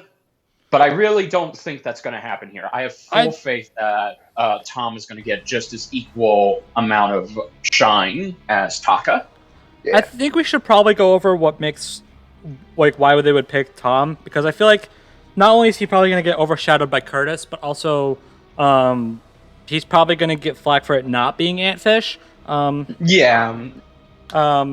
So I do want on record, if you watched the commentary for Black versus Thawne, they mentioned the reason why they didn't get Masako for Goku Black was because they wanted to go with a more official sounding voice rather than, because this is regular Goku Black, not abridged Goku Black. And I guess that logic is applying it to Dio too. So, because Antfish was mostly abridging. JoJo abridged is from the OVA, the JoJo OVA, not the actual anime. Right. So I can only imagine that Tom is going to try to emulate Patrick Seitz, and which alone is going to be a little difficult. It's going to be difficult. I would be lying if I said I wasn't going to be a bit picky about it. Because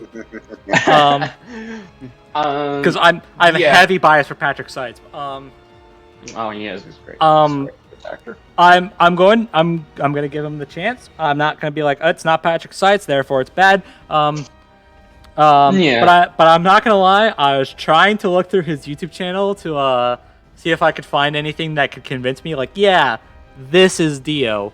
And I haven't found anything yet, so it's a little concerning, but I will go into it with as open of a mind as I can. But obviously Patrick Seitz is a lot to live up to. I can also see people calling what you just said about them not getting Masako because they wanted someone to sound more official instead of just using the abridged actors. I can see somebody calling Death Battle hypocrites because, well, you just got Taka to come back. Okay, well, Alucard. They couldn't not get Taka. That's no. I mean, not getting Taka to voice Alucard is sacrilege, and I don't even like abridged shows. Yeah, no. Well, from my understanding, Taka is the most well-known impersonator of Alucard. There really isn't anybody else that big. I'm sure there are people who can do a decent Alucard voice, but I'm sure Taka, someone's out there. But Taka was the guy you had to get. And again, I personally believe that Liam did go out of his way to make sure that they get Curtis to come back because it's his fight He's the one writing, he's directing it, so he essentially has full say of who gets to voice who. In the case of Alucard, so that is why. Or at the very least, the direction to go. Yeah. Like maybe not because like obviously there's auditions. Yeah. Obviously, Marisha holds auditions and she picks the people, but I think in this case, Liam was just like, no. I want Taka. We need to get Curtis because it's what I want. It's what I've been wanting. And since I'm going to be heavily involved in this episode, it's what I want. Look, all I'm saying is that if they were going to get Valentine Stokes for Reverse Flash, they were going to get Taka for Alucard. Exactly. It's just something that's happening, and I will say this though: the irony of what ZDogg said is not lost on me. On him not coming back to voice Shadow, but him coming back to voice Deadpool, and now coming back to reprise his role as Alucard. I didn't even get the Shadow part. I just realized that. Yeah, red and black lad anti-hero gunslinger. Mm-hmm. True. All three of these characters are anti-heroes. Yep. Battle Royale, and no. No. I'm joking. Speaking of that, this will also mark Taka's first time returning to Death Battle since Shadow versus Mewtwo. Deadpool mask. Yeah. Shit, I kind of try and forget that episode. Just saying. Yeah, but no, it's been a while. Okay, obviously we're not counting Macho Man, but as a combatant, Yeah. Yeah, so it's cool. Well, I'm mostly going in a more serious direction because again, it's like Deadpool. Okay, more serious direction than it was Mewtwo versus Shadow. Yeah. So yeah. But then Deadpool versus Binky. I mean, I guess I don't. Not serious. Also didn't happen. That episode does. Okay. That episode doesn't exist. I don't know what people are talking about. Gosh. Oh, so music. I wanted to go as dark and moody as possible with this music. Agreed. This is probably the one time where I'm really I'm totally content with it not being a big headbanger. I don't want it to be a vocal track. No. I mean, if it is, I'm okay with it. But as long as the vocals can match the instrumentation, because Hellsing has a very gothic and track, and it also has macabre. It's very, very eerie, and JoJo. Yeah, combine that with Dio's theme. It's called Dio's World, which is 100% playing for this part. I want to hear a leitmotif of that theme because it's so good. I'm sure Brandon will sneak it in there. Probably. Well, assuming it is Brandon. I mean, if it's their Wolf Media, then I'm sure they could do it too. It's just these type of tracks seem to work better for Brandon than they do their Wolf Media. Has Theirwolf done any sinister sounding tracks? I'm trying to think. I guess kind of, sort of Sephiroth versus Virgil. Yeah. I mean, hold on. Didn't they do the Dark Lord? No, that was Brandon. That was Brandon. Okay, never mind.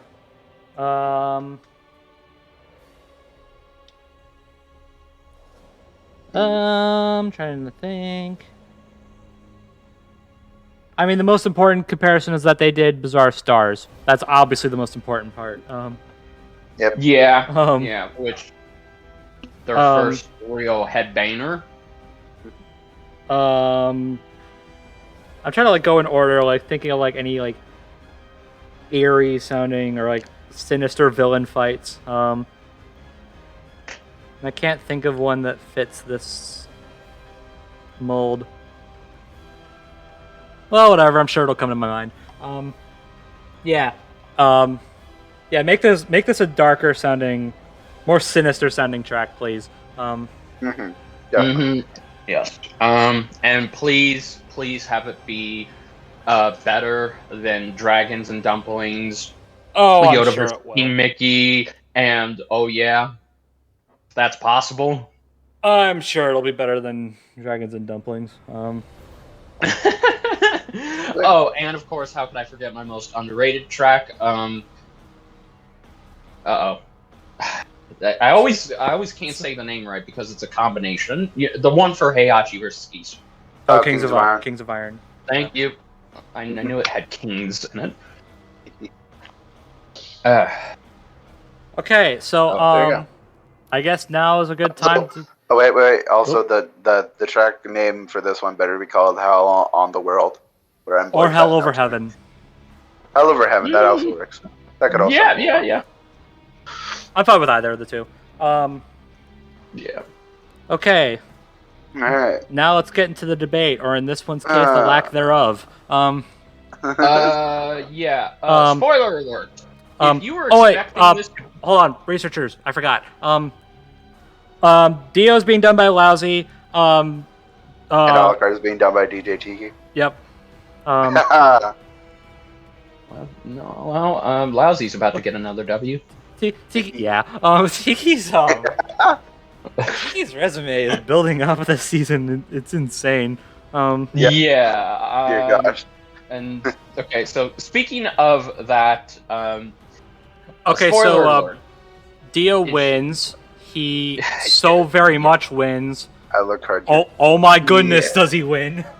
Yeah, if you were expecting this to be a 50-50 needle in the haystack fight, you were wrong. Nope. This is okay, to be a little, to give some credit, this isn't like the worst thing ever. Like it's not a huge it's not a huge curb stomp by any means. But it's just super clear that Al, you're gonna be handed this fat L.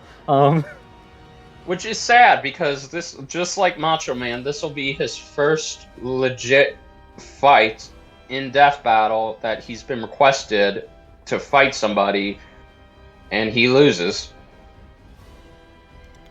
Well, at least at the very least, it gives JoJo their win. Yes, which they're gonna go 1-1 this time. And it'll also give Tom a streak of his own. That's true. That's true. And Tom is going to be known as the guy who voices people who kill Team 4-star actors. Yeah. I mean, I guess to be fair on the Alucard side of things, yeah, he's gonna lose, but it's not like Hellsing is devoid of other matchups. No, I know Alex Anderson has at least a few matchups to his name. Yeah. So I believe I've heard. I don't know. I have no idea if this is ever gonna happen, but I believe I've heard. What's his name? The Major, versus the Red Skull. Sure. Yeah. I think that's what I heard. Spectrostar originally wanted Alucard to fight Dracula from Castlevania. Well, that would have been worse. Yeah. That would have been so much worse. Yeah. It's like people were complaining, like, "Oh man, Alucard's gonna get his skull caved in this time." I'm like, well, yeah, like, but just be glad he's not fighting Castlevania Alucard or Castlevania Dracula. Either way. Yes. But yeah, Dio wins. Like, pretty much it. Yep. And I feel like we should bring this up because, well, I don't know if it's confirmed, but do you guys think Dio's gonna be given Part 1 abilities, or has that been confirmed? I don't think it's been confirmed, but I see no reason why he shouldn't be able to get them. Okay. Yeah, I think they'll because I remember there is a part where Dio gets nerfed. Yeah, if I remember correctly. So to give some context, oh, by the way, I don't know if this matters, but major spoilers for both shows. Yep. Because we're gonna be going in depth here. I want to go a little bit more in depth this time. Because I'm at least a little more familiar with Dio. So part 1 ends with Dio as a head, and he kills Jonathan, and they both end up quote unquote dying in a sinking ship. But as it turns out, Dio survived, and because he's just that cruel, took Jonathan's body, like attached his head to Jonathan's body, which is how he has a body in part 3. But the thing is that the entire point of part 3, why he doesn't like come out to fight, is because Jonathan's body rejects him. It's proof that it's not fully his. So yeah, he's kind of weaker. So people take that and assume like, okay, so did he like lose his part 1 abilities because he never uses them again? But the thing is that he was able to use his like eye laser things as a head. So like just without a body. So if he can do that, I see no reason why he shouldn't be able to do anything else. That's fair. Plus, like when he does fight, he always focuses on the world. So, so it's whatever. But the other question, which is more on Alucard's side,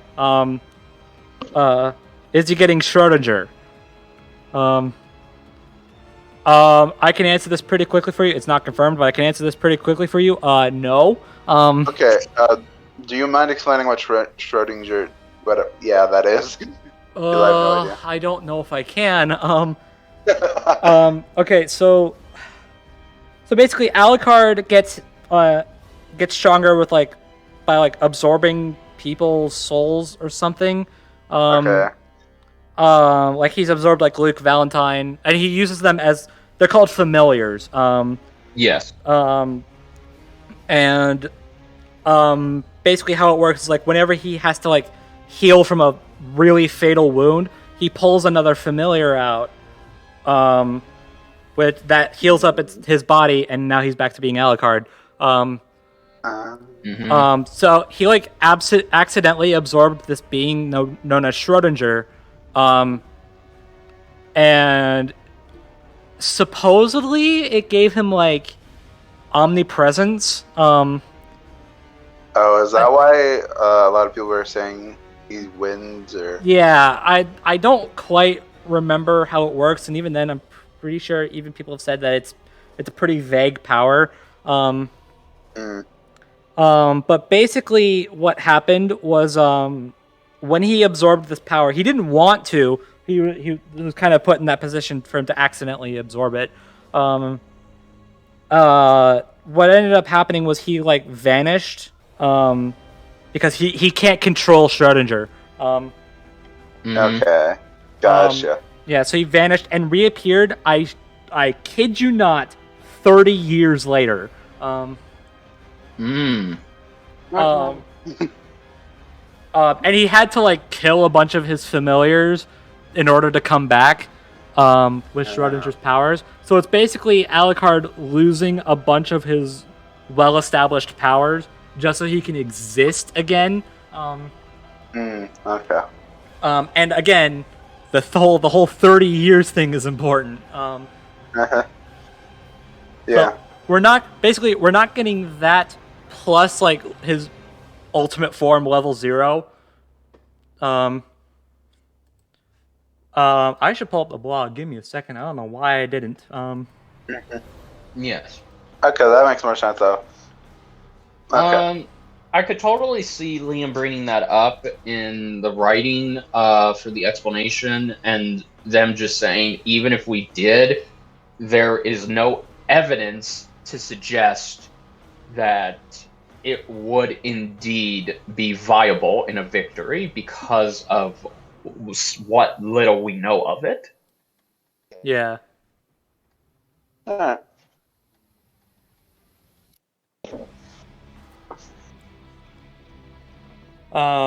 Yeah. Also, if you were to include that, then you might as well include the world over heaven, which Dio is absolutely not getting. No, gosh, and yeah, that's an entire other can of worms that I don't want to get into. Yeah.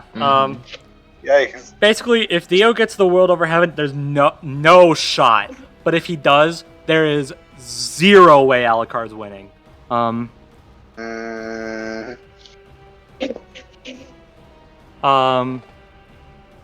So yeah. So I don't expect the world over heaven. I don't expect Schrodinger. I do expect Dio's Part 1 abilities to show up. And yeah. I mean, even hypothetically, let's say if they do give both of them these powers because they want to make sure that they want to leave no stone unturned. Well, Dio I'm still still wins. pretty sure. Yeah, I'm still Dio pretty sure still wins. Like it's the world over heaven is freaking busted. Like, I mean, it's like I guess I could see more arguments to be made for why they would include Schrodinger and not the world over heaven, because that only comes from like a video game, which is like super non-canon. Yeah. Whereas Schrodinger, it is canon, it's just hardly usable. Yeah. So, yeah, that's basically the long and short of it. So let's discuss Dio and Alucard themselves. So there are a few misconceptions. There are a few misconceptions on Alucard's from Alucard supporters that I want to address. Go ahead. Let's see, which one should I cover first? Just anyone's good. Okay, Alucard has silver bullets. They basically, they're like regeneration negating bullets. Which sounds sounds really cool considering that not Alucard, Dio is he has regeneration. So that sounds cool, but here's the thing: they work through silver, which is a big weakness for vampires in Hellsing. But for Dio, the dude got stabbed through the back of the head by Silver Chariot, and it did nothing. So yeah, yep. Dio give no crap about silver. Well, I'm also pretty sure. Okay, correction. The casings themselves are not silver. It's the points that are silver. The casings themselves are actually regular gold. It's just Walter, the butler to the Hellsing organization, when he gave Alucard his newest gun, the Jackal, he made it a point that the point, no pun intended, the point of the casings are indeed silver. Okay, well, even still. Basically against Dio, these bullets are just bullets. Which Dio is far from a stranger with at this point. Okay. Let's not just put it like that, because I don't want people to think that the bullets themselves are useless, even in. Well, sure. I mean, I imagine they could probably rip Dio apart. But like, rip him apart, absolutely, because when Alucard uses these bullets, he used them on a SWAT team that was hired to kill him. And when he used these bullets on non-vampires, they tore off limbs from the SWAT team. So they essentially cut through them like a hot knife through butter. Yeah. And they also are capable of destroying solid walls. Yeah.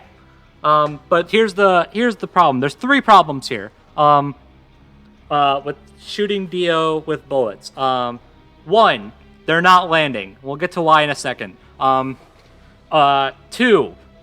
even if they did, Dio can regenerate from it. I forgot what the third one is. Oh, third. They're not affecting the world. No. We should get into that. So everyone in JoJo has what's called a stand.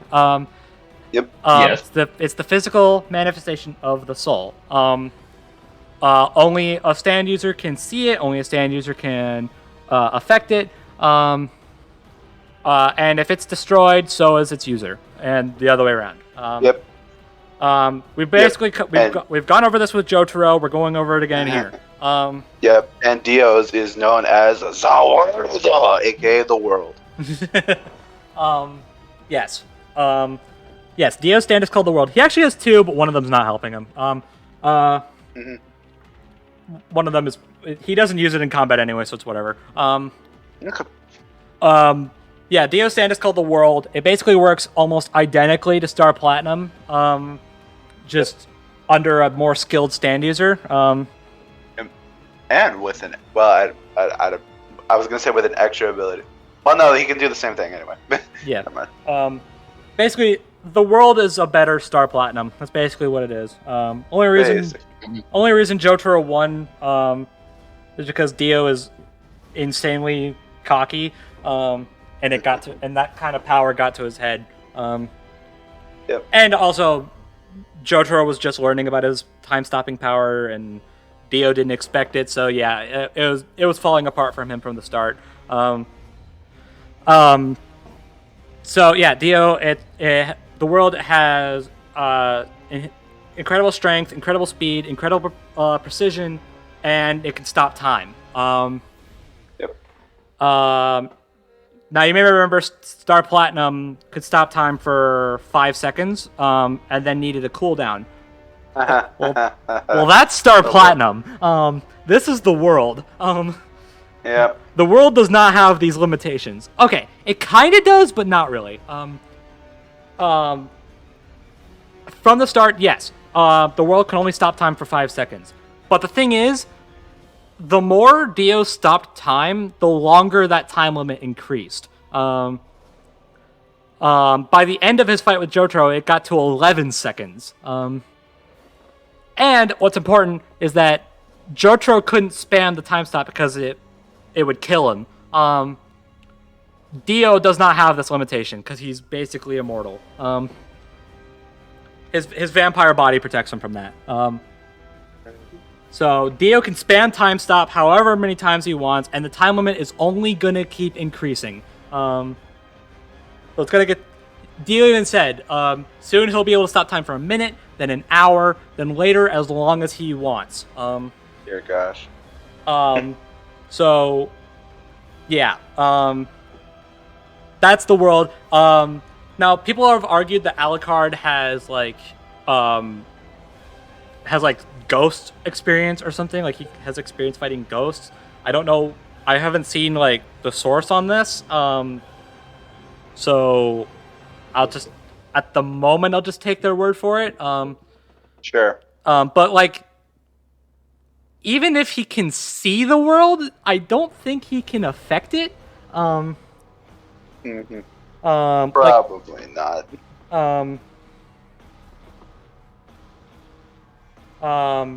Okay, Richard's leaving again. Alright. Okay. So yeah, that's basically the world. What was the other misconception? Alucard's regeneration. How is Dio going to kill him? Simple. Level 0. Okay. To give credit, yes, Alucard's regeneration is insane. And that is what's keeping him in this fight. It's insane regeneration, and it's way better than Dio's in every sense of the term. It's faster. It can heal him from basically anything. Like Dio, he has insane regeneration, but it works through he reattaches severed limbs or severed heads or whatever. He doesn't grow it back. He has to put it back on. Alucard doesn't have that limitation, and it works much faster. Yeah, Alucard's regeneration much better. But here's the thing. Okay, for one, I don't think just a simple better regeneration is a good enough argument to win a death battle. Yeah, I mean, look at Ryuko. Yeah, because like, sure, you might have some like insane regeneration, but if you can't keep up the fight, then it doesn't matter. You're still gonna lose. I mean, Shadow versus Ryuko is like a very good example of this. Yeah. So, whoops. Yeah. And then yeah, like you said, yeah, there's also level 0. To explain that, basically he I mentioned the familiars earlier. With level 0, he basically expels all of them as like an army. So that like he has all of his familiars, of which he has like millions of them, fighting all at once. This sounds awesome, and it sounds super helpful, but it's also a double-edged sword. Yeah, because it gets rid of that oh so important immortality thing. Now, I do want to address. It gets rid of his immortality, but it doesn't get rid of his regeneration. No. Alucard is still totally capable of regenerating wounds even in level 0. So even with level 0, Dio's chances of putting Alucard down for good are small. But the thing is that they are there. And Alucard is not keeping up stats-wise anyway, especially in speed. Yeah, JoJo speed go burr. Yeah. Dio is way faster, and I mean this, way faster. Yeah. So here's the thing. I don't know how complete this blog is when it comes to feats. But let's see. What's the fastest thing we've got here? There's a Mach 38 thing. For Alucard or Dio? For Alucard. Probably, and some of these other ones are probably faster. But the numbers wise, the fastest we've got is Mach 38. So That's fun. That's cool. That's cool, but yeah, Dio's just a tad faster than that. He's just a. What was that number you gave? Like 138 times faster than light or something? Faster than that. So. Oh boy.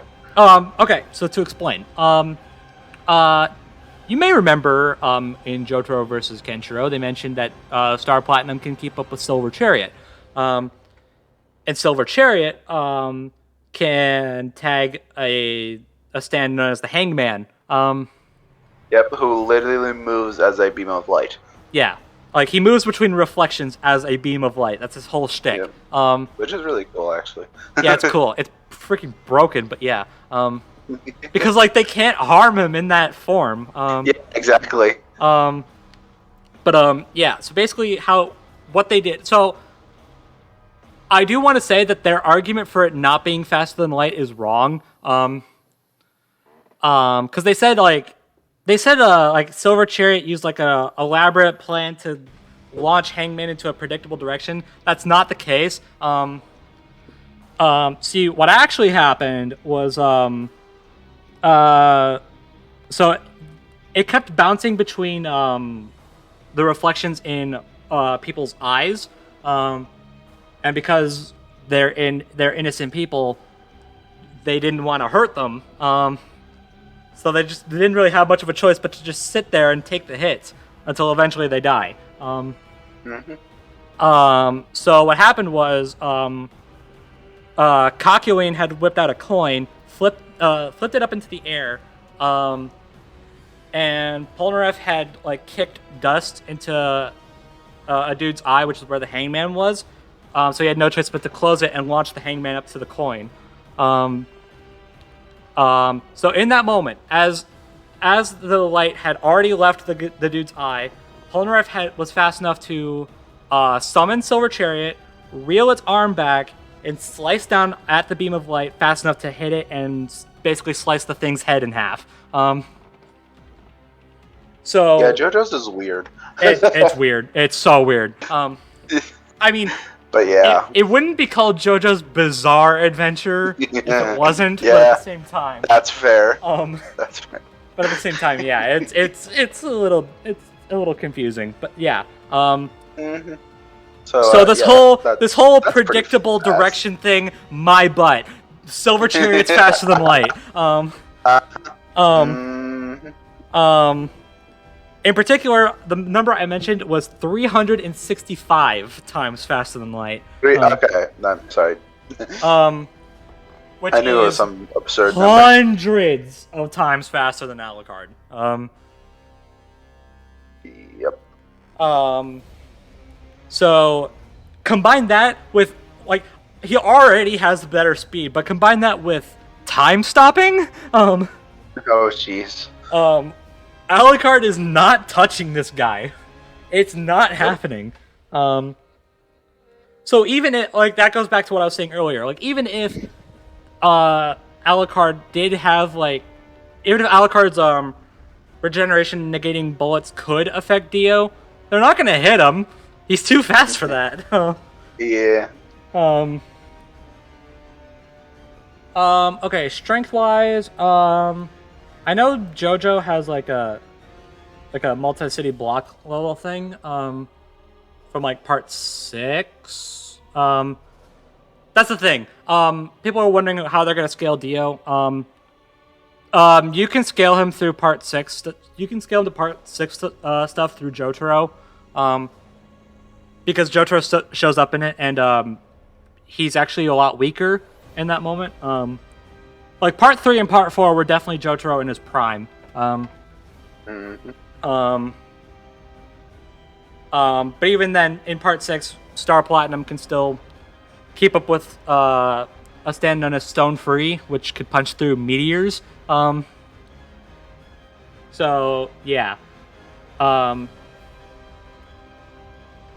As for Alucard, I'm noticing some 15 tons of TNT stuff. They're a large fog.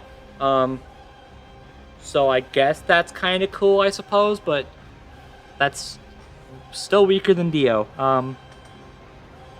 So basically, stats-wise, Dio wins hands down, but it's Alucard's regeneration that's going to keep him in this fight. So to address that, yeah, level 0.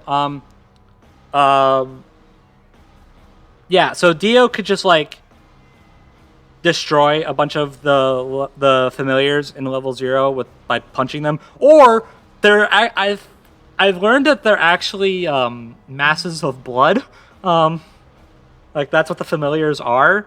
Okay. So well, if we're giving him his part 1, I guess that would also kill him as well. But he has the ice thing. Yeah, he does have the ice thing. Yeah, he does have the ice thing. But also, if they're masses of blood, Dio could just slurp them up and get more powerful.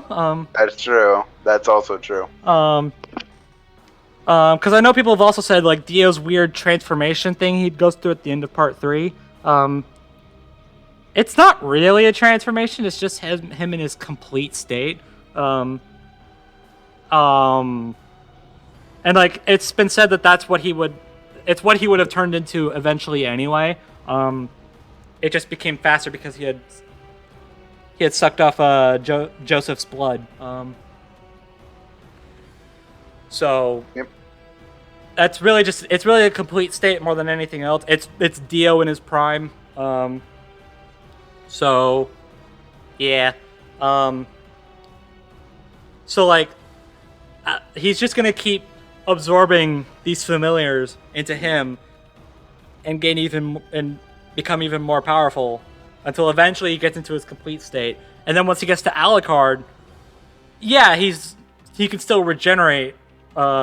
He still has really good regeneration, but he's not immortal anymore. A good blow to the heart, destroy his heart, and he's done.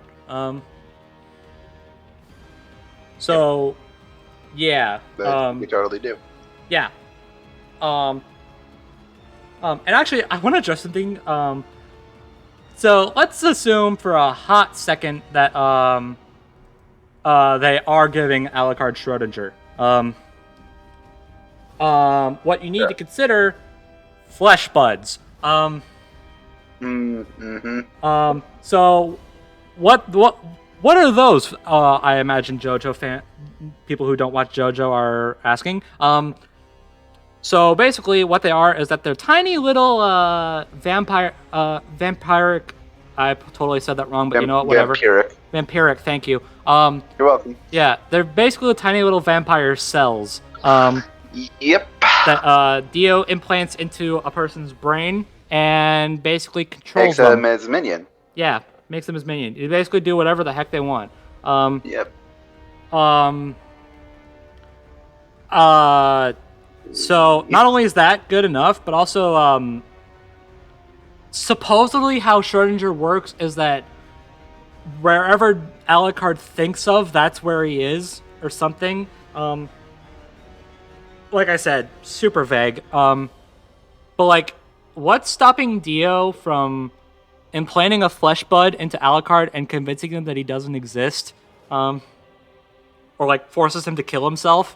The correct answer is absolutely nothing. Yeah. So like, that's a good counter to even Schrodinger. And then like even without that, yeah, if Dio were to like freeze Alucard completely and then shatter him, I mean eventually he would thaw out and regenerate, but that's gonna take how long? So that's some good BFR methods right there. And as far as I know, Alucard doesn't have any resistance to any of that. So yep. Really, Alucard's only shot at winning is keeping up the fight long enough for the sun to rise. Because for some forsaken reason, Alucard isn't affected by sunlight. So he would be fine, whereas Dio wouldn't be. Dio would disintegrate in the sunlight. I don't entirely know why that's the way it is, but okay. Who knows? But honestly, even if Alucard could keep the fight up that long, I feel like that's kind of a cop-out argument to make. Yeah. I feel like that's not good enough, especially since at that point the fight would have to last for like what, 12 hours. Something like that. Which I mean, obviously that they're not going to portray that in the fight, but like if Alucard's going to win, he's going to kill Dio by his own hands. But I just don't think he can. Yeah, I agree. Like I don't think he's fast enough. I don't think he's strong enough. Well, he's absolutely not fast enough. No, he's absolutely not fast enough. But I don't think he's strong enough. I don't think he has any answers to the world. No. And yeah. Yep. That's just it. That's just it. Sorry, Alucard, you seem really cool, but like, yeah. You gonna be dead. You gonna be dead soon. Honestly, I don't think like I know a lot of people were saying like, oh man, Alucard should have fought someone else, but I'm like, dude. Okay, listen, this isn't like while fights like Hellboy sound cool for Alucard, this is the most popular and it's arguably the coolest one. Yeah, but also like it doesn't matter who Alucard's fighting, he's probably gonna die. Probably. Also I want to make the joke. So yeah, so basically everything Alucard can throw at Dio is useless. Yeah.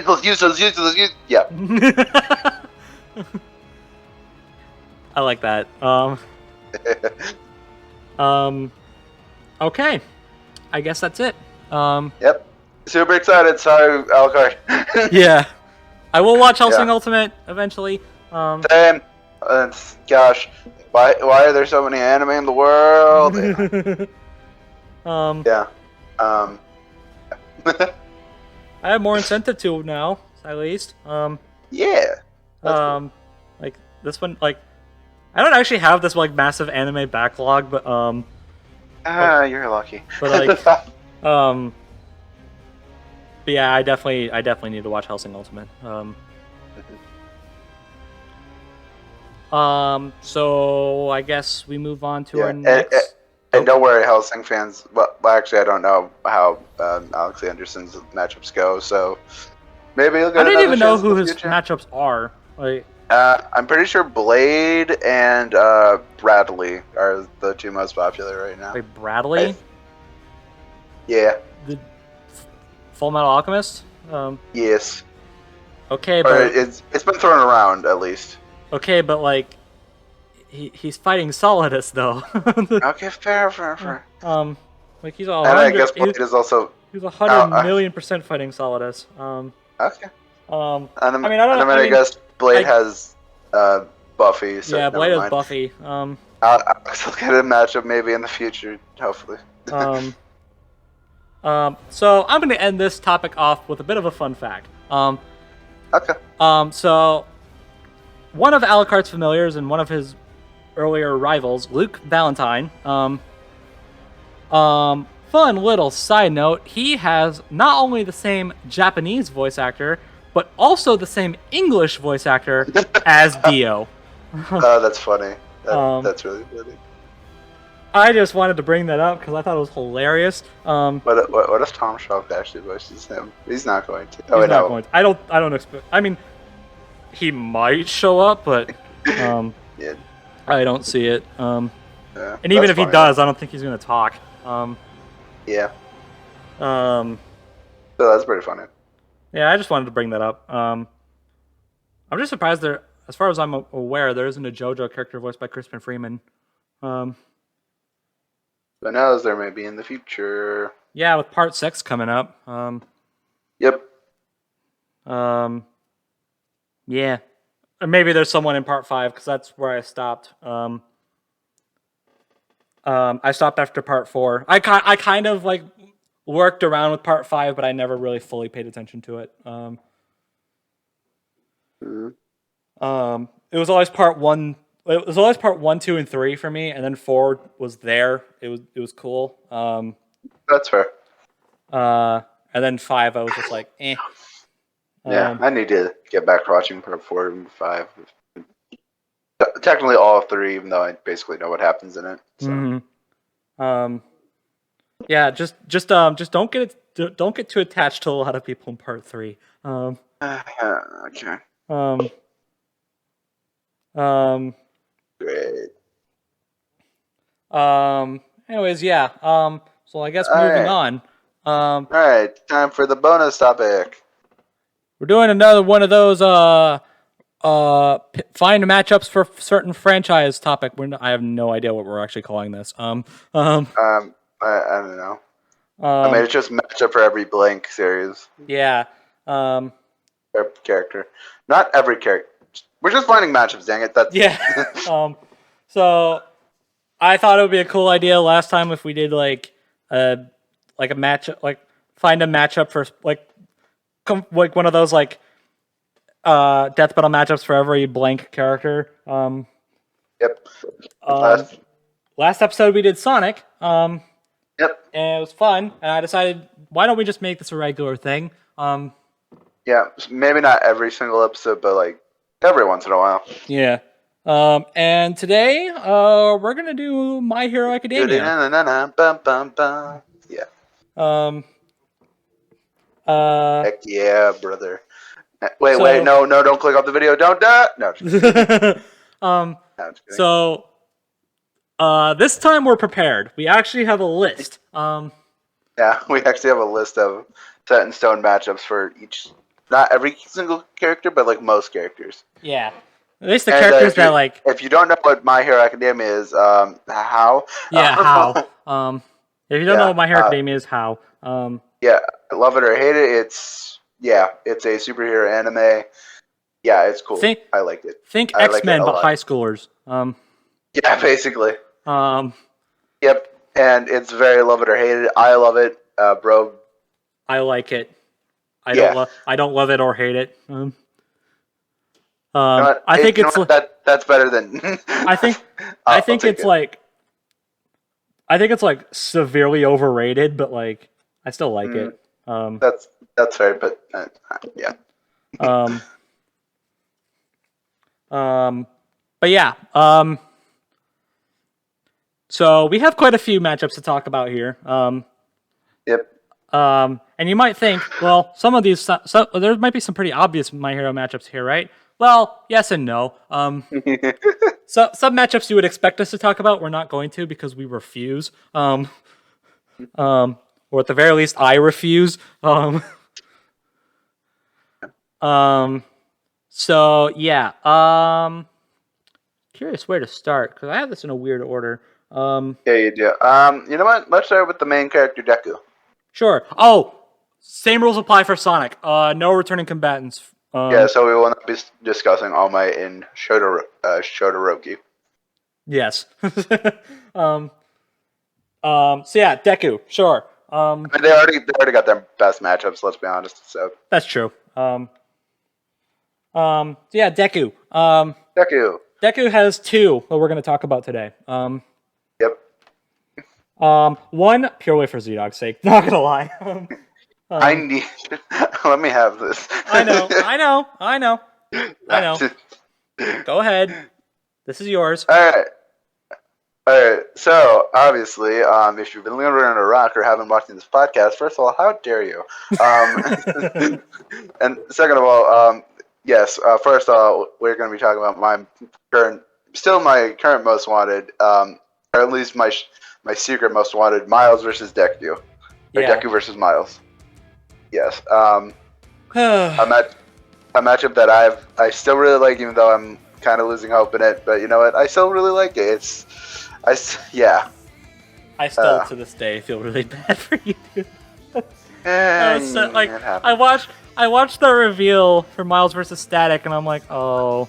Like my first thought was, oh no.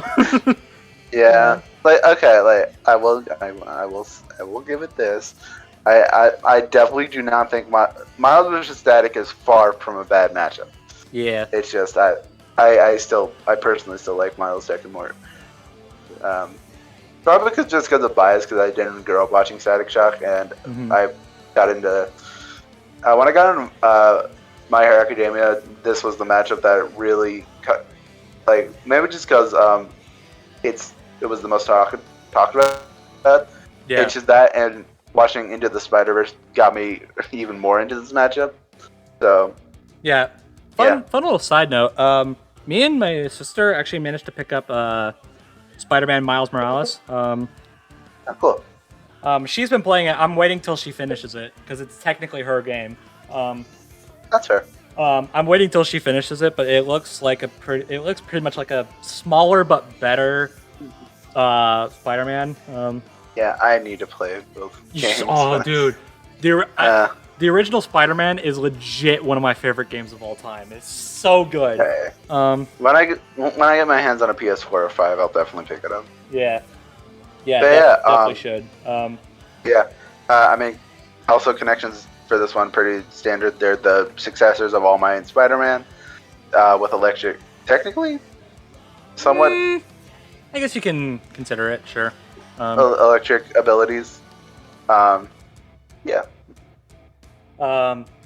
It's pretty. Plus, I think Miles' electric powers kind of match Deku's flashiness in his abilities. Yeah. The only problem I have with this now is Miles versus Static. Why do you do? Well, not only that, but Miles totally dies now. So like, you know what? I'll take it. They'd be bringing Miles back to die again. Yeah. I don't know. Not exactly thrilled about that. I mean, I have nothing against. I have nothing against Deku, mostly. But I do prefer Miles. I'm a Marvel fan, so. That's fair.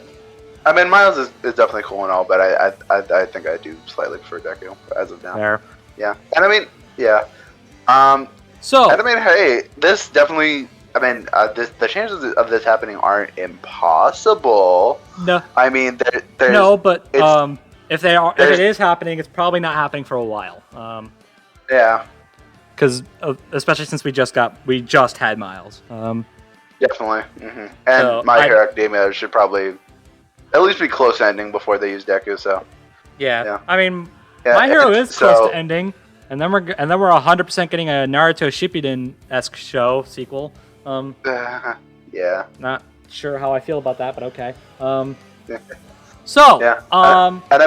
I mean, there are like 1,001 Deku opponents they could go with instead. I mean, there's Azuru, there's Gon, there's Sakura from Street Fighter, and there's... So, what do you get when you basically... So, what if, let's say, you want the same basic idea as Deku versus Miles, okay? It's a successor theme, it's still a Marvel character, but it's a character that hasn't shown up in Death Battle yet. May I introduce you to Deku versus Miss Marvel? A.K.A. Kamala Khan. Yeah, a.k.a. Kamala Khan.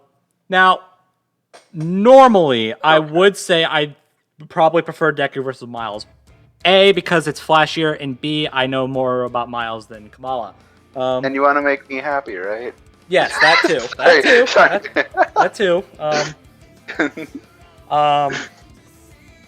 But now that we have Miles versus Static, and it's kind of shown us what Miles is capable of already, and I don't really expect much to change in the next 5 years. I mean, there's a possibility, but yeah. If you want something more original, kind of, it's a character that hasn't shown up yet. You get Kamala. Yeah, I mean, I'll be honest. If not Miles, this or Azuru Kamakura is definitely my preferred Deku matchup. Is Azuru... Okay, side note. Is Azuru really that fitting for a death battle? And, I mean, yeah. I have to ask this, because I've seen this discussion pop up a few times. I mean, I'm no Danganronpa I'm definitely not the Danganronpa person, but, like... I'm sure you can make it work, but yeah. Okay. So, yeah. The other reason why I want Kamala is because I just want to see her in Death Battle, and I think Deku's like her only shot. I mean, yeah. Don't really know any other Kamala match. I think Liam once suggested Kamala versus Luffy, and I'm like, really? I get it, it's the stretch thing, but yeah, that's fair. It goes back to what I said earlier. Luffy's matchups are garbo.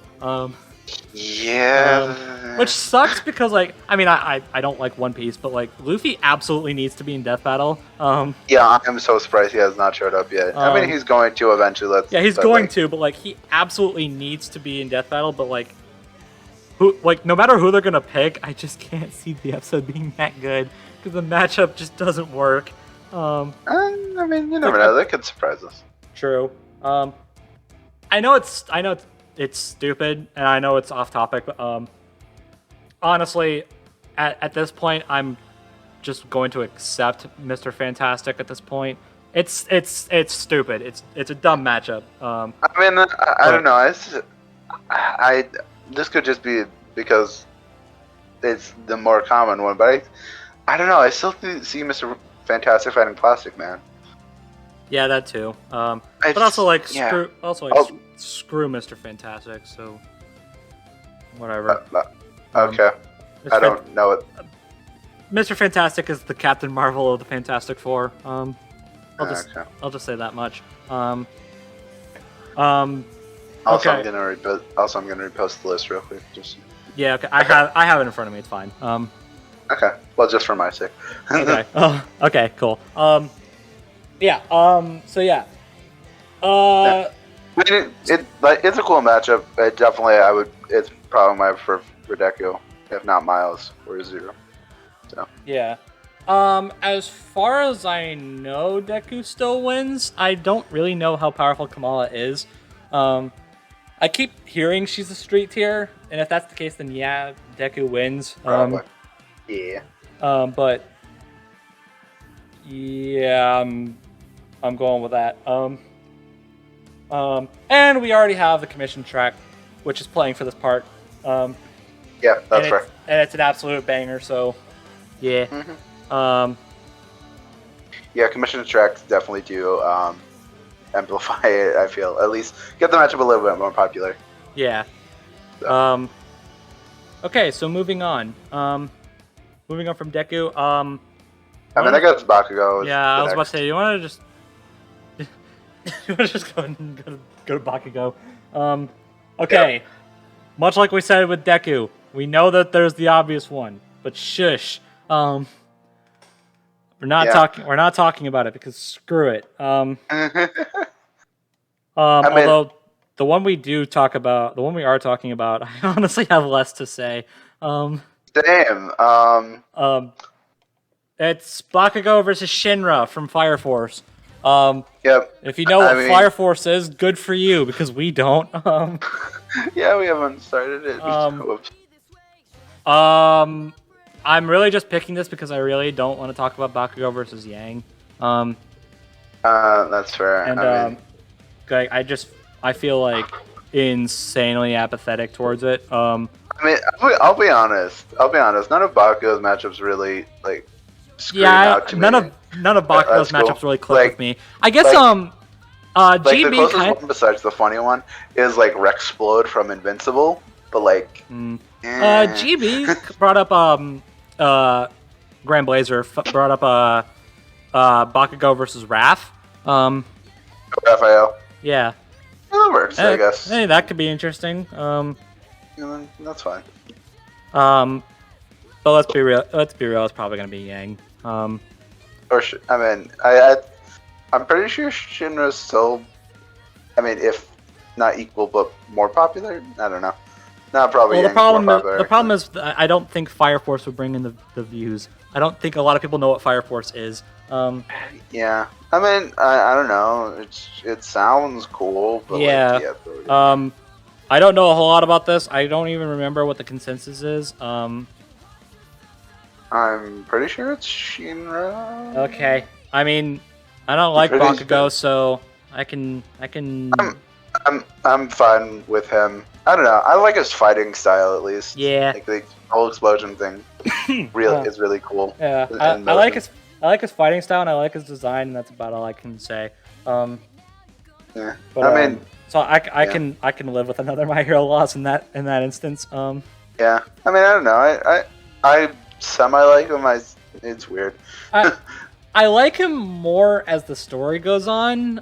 Yeah. But even now I'm still like, even now I'm still like at the very least I'm like, I can tolerate you. Like at this point, that's where I've gotten to this point. I like what they do for. I do know I don't read manga, but I know events that happen in the My Hero manga because it's posted in the Death Battle Cast server. I don't want to spoil anything, but I'm just gonna say something recent has given me a little bit more respect for the guy. That's good. But I don't keep up with the manga at all. I just keep up with the anime. I'll be honest. Yeah. I'll probably root for Bakugo if this matchup happens, just because I don't know what a Shinra is. So yeah. Yep. Let's see. On. Say it. What? But do you know where we can move on? I mean, I guess just. I feel like the next logical step would be Uraraka. Okay. Because of love interest. Yeah. The closest to Deku. Yeah. So we have much like Deku, we have two matchups for Uraraka. Yep. I don't know which one's the more likely of the two, but I feel like the second one that's listed. Probably. So I guess we'll just go with the first one first. It's the one I'm more familiar with. It's the one I would probably prefer, but sure. That's Koichi Hirose. Yeah. Hirose? Yeah. Yeah, Koichi Hirose from JoJo's Bizarre Adventure. Yep. Going from one JoJo character to another. Yeah, Koichi. This one doesn't really have a whole lot going for it. It's No, it's just like they have like some elements of gravity manipulation or Yeah. something, and they're like Yeah, like they touch things and like gravity happens. Yeah. Right. I don't know much about Koichi. Yeah, that's mostly how it works.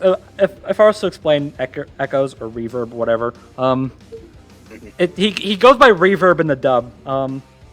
Dear gosh. The JoJo dub, I love the JoJo dub, but it changes up stand names like every day. So great. Like there's echoes and reverb. There's Crazy Diamond and Shining Diamond. There's was it Killer Queen and Deadly Queen? Oh dear gosh. Like, yeah. Yeah. Echoes is a bit of a complicated stand. I won't go too far into it because we have a lot of matchups to discuss. All right. Well, if Flesh, when he gets on the show, we'll discuss it. Yeah. Even though I don't even know who his popular matchup is besides Uraraka. I don't think there is one. I think Uraraka is his best shot. That's a shame. So I don't know how this one goes. Just because I'm pretty sure the general consensus is Koichi wins, if only because Jojo Shikilber and also this hacks. I'm pretty sure that was before the movie, though. That's true, but that's where My Hero stats really come into play here. True. I don't think Uraraka should scale to island level stuff, or unless you're talking about something else. I guess if this comes down to like, I mean, Uraraka's not really much of a physical fighter, so. No, it's mainly just she fights with the gravity stuff she touches. So if it comes down to like their regular abilities, then I would imagine Koichi probably wins. Especially since Uraraka has no way of interacting with echoes. Yeah. So. Yeah. I guess I'll go with that for now and move on. Okay. And by move on, I mean we got the other Uraraka match, which is Cat from Gravity Rush. Yep. Connections should be pretty simple. They're quirky gravity girls. Yeah. Only problem with this match, it's probably the more likely of the two, question mark. Yeah, which is a bit unfair because from what I understand from Gravity Rush, it's... Okay, yeah, let's get that out of the way. Cat more than most likely wins. From what I understand, yeah. Gravity Rush that's my understanding. I know some insane stuff from Gravity Rush, like universal stuff, I'm pretty sure. Really? I know nothing about Gravity Rush, so... I know a little slightly about it, but like... I only know it exists because Cat shows up in PlayStation All-Stars. I know a few YouTubers who've talked about it, and plus just general talk versus discussions. Yeah, I don't know much about Gravity Rush, and I know even less about Cat. Yeah, seems cool though. She seems cool though. I might give it a try. I don't know. I don't know what it goes for, but yeah. I might give it a try. The only problem with this, like I said, it's kind of, sort of, maybe the more likely between the two. But at the same time, I feel like views-wise, Koichi would bring in way more because for sure. Let's be real. Everyone knows what a JoJo's is. Nobody knows what a Gravity Rush is. Yeah, Gravity Rush is as dead as Infamous. Make them fun. No, I'm just kidding. No. I mean, the only other Cat match I could probably think of is like her rival in PlayStation All-Stars, so I don't even remember his name, and I don't remember what series he's from. So I do know of another one that's slightly been. I know a friend of mine at least really likes it and is pushing for it, which is Bayonetta. Okay. I mean, this one could also probably get more popularity because of the commission track, much like Deku Kamala. Maybe. So, yeah. I mean, I'd be fine if either happened. I think I would prefer Koichi, but at the same time, I don't know if it would make for a great episode. Yeah. I just don't know if their fighting styles would match. and Uraraka not being able to see echoes is probably gonna screw her over. Yeah, for sure. Next maybe Tokoyami. Yes, okay, okay. I was thinking of doing Iria next, but you know what? Screw it. I like Tokoyami. I like this match. So we actually thought of 2 matchups, but we decided on one. Yep, because well, spoiler alert: the other matchup we're not talking about is Shikamaru. Yeah, which is cool. We just don't know anything about what we could talk about. No, because Naruto, we don't care about Naruto. So ZDogg has another matchup for Tokoyami. Yes, it's one I'm pretty invested in. The connections aren't that deep, admittedly, but you know what? I don't care. I like it. That is Tokoyami versus Philia from Skullgirls, because I will simp Skullgirls. I'm pushing for Skullgirls on Death Battle because it could game. It could game. Hey, try. I've never played it. Yeah, I recommend it, obviously. Well, I imagine you do. Yeah, I don't know anything about. I mean, I saw Philia's 1-minute melee, and that's about the extent of my knowledge on her. Fair enough. Obviously, I have seen My Hero, otherwise we wouldn't be talking about this. So I know what Tokoyami is capable of. So I'm just gonna go ahead and guess he wins. It's a tricky thing. So here's the thing. From what I understand, Philia is stronger, based on scaling to Marie, who threw a giant building. Okay. Which was calced at multi-city block, but their best speed feats are bullet timing and rocket. Well, okay, potential rocket thing because Peacock is powered by rockets. Still oof. Yeah. Meanwhile, Tokoyami dodge lightning. Lightning dodging. Yep. So it's debatable. I'm not sure who I would personally say to win, but I like both characters. Connection's pretty cool. Basically, just they have dark partners attached to the hip with Dark Shadow and Samson. Mm-hmm. So I feel like there was another matchup for Tokoyami. I was thinking of like the whole with the connection between Tokoyami and Dark Shadow, but I'm blanking on it. Well, blank. That's never mind. Yeah. I was kidding. Yeah. But yeah, I don't know. It's dumb. I think it was. I just heard the comparison between him and Raven. Oh yeah. I think that's what I was thinking of. Listen, I get it, but save that for non-research. That's not a match. I guess maybe it's still it's still a complete stomp. Maybe Teen Titans Raven. It's still a complete slaughter, but yeah. But no, I'm obviously a big fan of this match, and I'm rooting for it, even though I'm actually no, I'm pretty sure this is the most popular for both. I have no comment. Okay. I have no comment on that. I know Shikamaru, and I'm pretty sure this is the most popular one for Philia, besides maybe Shantae, but Shantae's getting. Shantae's either getting this or Lilac. Or Shovel Knight. I forgot about that. Or Shovel Knight. Yeah, that works. Yeah, but no, I am big supporter of this match. Please. Or just put Skullgirls on. I know they're probably gonna appear eventually, but just put Skullgirls on the show, please. That's all I ask. I'm a simple man. All I ask for is Skullgirls on Death. Okay.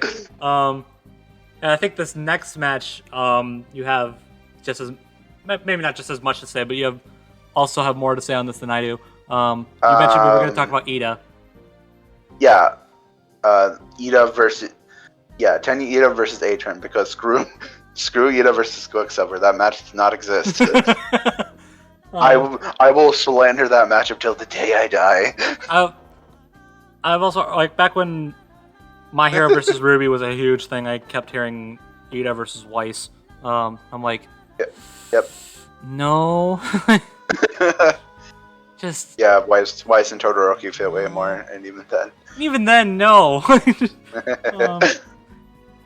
I mean, okay, look, I get it because the whole like rich family thing. Like, no, stop that. Moving on. A-Train. I do like My Hero and Ruby, but yeah, I understand. Yeah. So I'm guessing you haven't seen The Boys. Nope. No. Okay. I do have the capabilities to now, though. I didn't before, but I do now. Yay. Good. I recommend it. Just be prepared. Yeah, it's very bloody. I know my parents watched it, and I mentioned it to them, and they're like, "Oh dear, it might be a little excessively bloody." Yeah. I'm like, okay, I don't know anymore. I'd at least give it a shot, if nothing else. Yeah, I mean, I'm not really affected by it as much, but if it's like over excessive, then I don't know. It might be a little over excessive on it. The other matchup I hear for Ida, I don't want to talk about it too much because A-Train was the one we picked out. But the other match I heard for Ida was Cabal. I do really like that one, even though it's pretty simple. Yeah, I mean it's super speed. Super speedsters. Yeah, this one is, but I mean this one is also kind of the same thing from what I can tell. Some of that. Yeah, I do like that one, but I'm pretty sure it's that down just because of A-Train.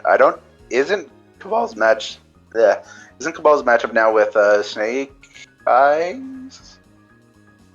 Right? I don't know. Okay. I thought Snake Eyes' matchup was Gray Fox. I don't frickin' know. Okay, whatever. Okay, so Ida slaughters this fool, right? Yes, thankfully. Okay, cool. Just wanted to make sure. Yeah. Mhm. Yeah, he does. Thankfully, I imagine just stronger, faster. From what I understand, yes. Yeah, it seems to be the common thing with like speedster fights. Like generally, who's faster is the winner. Which I mean, that makes sense, duh. But like all you really need to do is like look into who's faster, and then they pretty much just win. Yep. And I have not heard anything for the boys that's on like lightning timing. So. Yep. Yeah. Yep. I am already picturing Ida wins. Mm-hmm. Yep, and I'm okay with that because, listen, A-Train's funny, but also screw that guy for what he did. I'm sensing a theme. Yep. Yeah. I don't know. It's a cool matchup. Obviously, connections, blue, super speed, a bit of living up to their family thing. I'm pretty sure that's also part of it. I'm not sure. So, yeah, it's a cool matchup.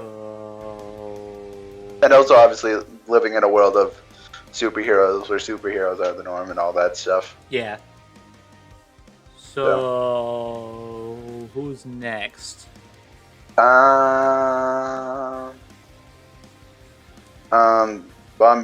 Let's just finish off all the heroes now, since. Okay. So that means Kaminari.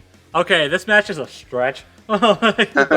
Okay, it's the connections are there. But the connections are there, but like, there is no way this fight is happening. I mean, I don't know. I've seen it. It's just so like bizarre to think about. Yeah, that's fair. I mean, to be fair, we could say that about like 1,000 fights. True. Okay, not true. On the show. It's Pichu, by the way. Yeah, it is. It is Pichu versus Denki Kaminari. So dumb. It's fun. It's funny. Yeah. Connections are they use electricity and they harm themselves. That's it. I always thought was, which like, I get the like. When I saw Pichu was brought back for Smash, and I saw that they kept the whole like it hurts itself. I'm like, well, that I could tell which one was the stretch to bring back. And I know people are like, well, it's canon to the source material. It's like, yeah, but I don't care about that. Thankfully, Pichu got buffed in Ultimate, so like he can actually get that. I imagine, but like it's still like only character who hurts itself. Yep. so dumb. It's somebody's funny. I mean, it's funny, but it's a dumb concept. It's not something I want to do in a fighting game. I mean, obviously. So just eyeballing Pokemon stats, I imagine Pichu wins. Okay, well, from what I understand, because I know me and my friend talk about it, I don't think Pichu should actually scale to the mountain levels. I'm not an expert at Pokemon. This is just from what I heard. I don't think Pichu should scale to the mountain level stuff because it's just a baby Pokemon. I guess. From what I understand, so yeah, I don't know where Pichu would lie, but if it's anything like regular Pokemon stats, then I imagine it wins. Probably. Honestly. Which on one hand, like, that's kind of funny because it's the baby Pokemon that wins, but yeah. On the other hand, like, I don't love Kaminari, but he's kind of funny. So yeah, Kaminari's a funny one. So yeah. Yeah. So yeah, it would be funny. If nothing else, I kind of hope for it as a DBX. Yeah, it'd be a cool DBX for sure. Honestly. So. I mean, honestly, as funny as this matchup is, I can live without it. Like, I wouldn't lose sleep if neither of these two got in death battle. Yeah, that's fair, honestly. Which is also kind of how I feel about the other one we can talk about, which is Kaminari's red counterpart. What? It's Kirishima. Oh right, okay, forgot about Kirishima. Yeah. Okay, I'm gonna be a completely 100% Honey Nut Realios with you all. I've never heard that before. I stole that. Could that be the title, Honey Nut Realios? I totally stole that from Max, by the way. You know, it's funny. So. Anyways, Kirishima is only here because I really wanted to pick him out because he's my sister's favorite character and she loves My Hero. Fair enough. Or at the very least, he's one of her favorites. The other one's probably Todoroki. That's fair. Okay. I'm bringing this up. I'm saying that because I really like Kirishima, especially in the latest season. But like, his matchups are garbage. They're not great. I was trying to look up like there has to be something good for Kirishima, right? And one of the ones I bumped into was the freaking Thing. I'm like, okay. Yeah, the Thing and freaking Colossus. Yeah, Colossus too. I'm like, oh, okay, Yikes. Moving on. Yeah, I mean, I'll be honest. The one we picked out isn't like the. I'm sure he has better, but like this is like the best one we could have picked. Yeah, I feel. It's Greed from Full Metal Alchemist. Full Metal Alchemist. Now I have nothing to comment on this one. I don't really know Greed that much. Basically, it's just they become solid, or they. I don't want to use that terminology. One turns into metal, the other turns into rock. Yeah, basically, and they, and they're kind of, I don't know. I don't really know what more we can say. Me neither. I mean, it sounds cool, and it would be interesting to see Greed get on. I know Greed versus Senator Armstrong was a thing for a while, but I'm pretty sure that's died. I'm pretty sure that's died. So to be fair, I'd take that over Armstrong's current match.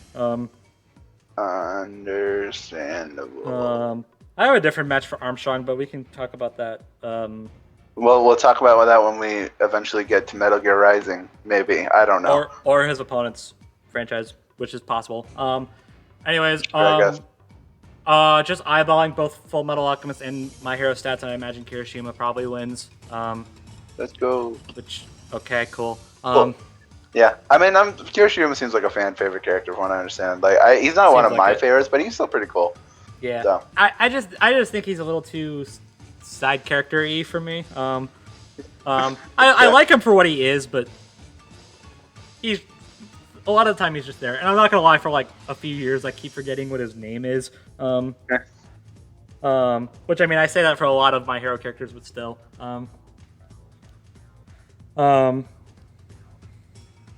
Yeah. All right. I believe that's all the heroes now. Yeah, I think so. So let's get into some villains. Let's get into the evil side of things. And first, to start things off, we have a joke match. Yeah, you know what?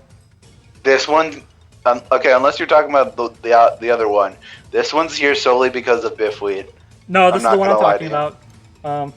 This one's here entirely because of Biffweed, and you know what? I like it. I wouldn't have put it here otherwise because I have no idea what I can say for this one. I mean, okay, I've seen some. Okay, you know what? Let's just go ahead and say it. It's all for one versus the Annihilator from Mighty Man. Of all characters. Sure, I know nothing about the Annihilator, so. I'll be honest, I don't either. Okay, well that's great. I know all for one. I have watched Mighty Men. To be fair, okay. I've never watched any episodes the Annihilator has shown up in. Okay. And if I did watch them, I forget them. Yeah. So. Okay. Yeah. So with that said, I have no idea who wins. I have no idea if this is actually a good match. I do think that it has merits as a matchup, at least. I could have sworn there was an all for one match that I thought was actually kind of interesting, but I cannot for the life of me remember what it was. I'm guessing it's either Tuichiro or Corolla Lucifer. I have no idea. Okay. Probably one of those. Because yeah, I have no idea what the Annihilator is. I have no idea if this is actually a good match. Yeah. I mean, I don't know.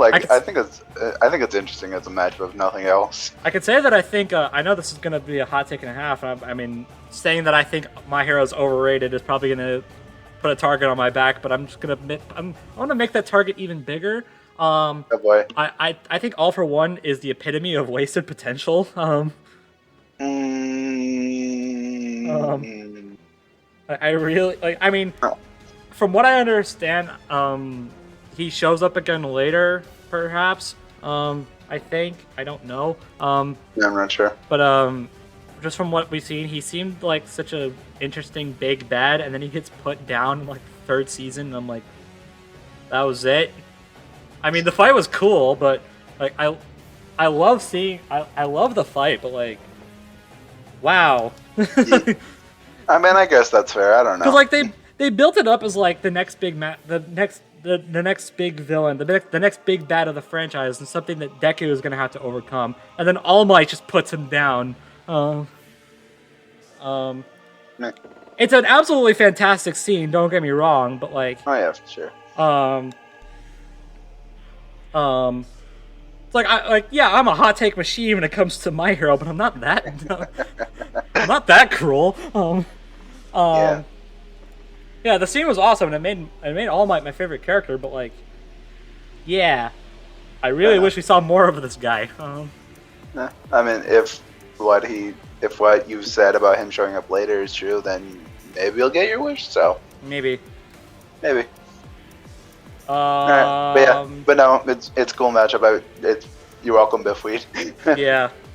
Next, now this one's a bit more. This one I can't talk about it too much more, but Are we going in order? Yeah. Okay. Oh boy, I am a big supporter of this one. If only because I really like the opposition. Yeah, it's another Boys versus My Hero match. What do you know? Yeah.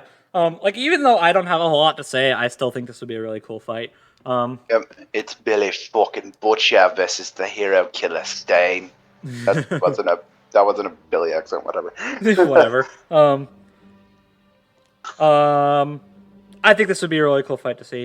Yeah, honestly, same. It's a horrible stomp. Oh yeah, I mean, I don't know if the comics. I've heard actually the comics give him a better shot, but I'm pretty sure Stain even then would take it. Yeah. But no, cool fight. Yeah, it seems like a cool fight. It seems like such like a perfect match for both of them. Like it seems like this is like a sort of like somewhat same character match. Somewhat. Yeah, in a way, but so basically the connection is, I mean, obviously hero hunters or hero killers, Yeah. But also, like they look down upon the heroes in their verses, the main heroes in the verses, because they don't like that they do it for money, or they think they do it for money anyway. The only exception for Stain is All Might, because he thinks he does it, to actually be a hero. Mm-hmm. So, I mean, to Stain's credit, he wasn't like entirely wrong. For the most part, anyway. A lot of the heroes of UA do this for recognition.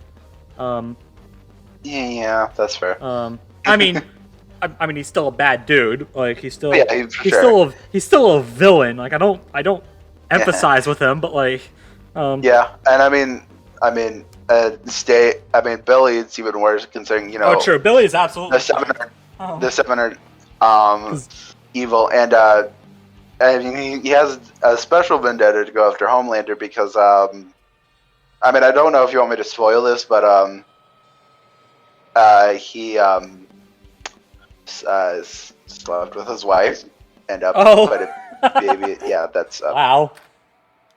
Yeah, Homelander is he's a really good villain, but gosh, you love to hate him.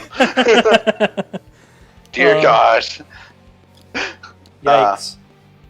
Yeah.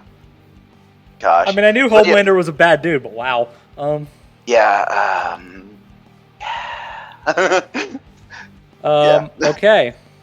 But yeah, and also, not to going back on a bit of the debate side of things. I'm not sure if they ever confirmed what Billy's blood type is in the show, but like Blood Girl is probably gonna screw him over really badly. I didn't even think about that. Yeah. So basically, what Blood Girl is, if Stain licks a bit of his opponent's blood, he has the potential to paralyze him. How long depends on the opponent's blood type. I forget the order of things. I'm pretty sure. Shoot. I want to say A.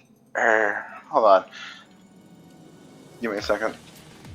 It basically goes like depending on what blood type you have is how long the effect lasts. Mm-hmm.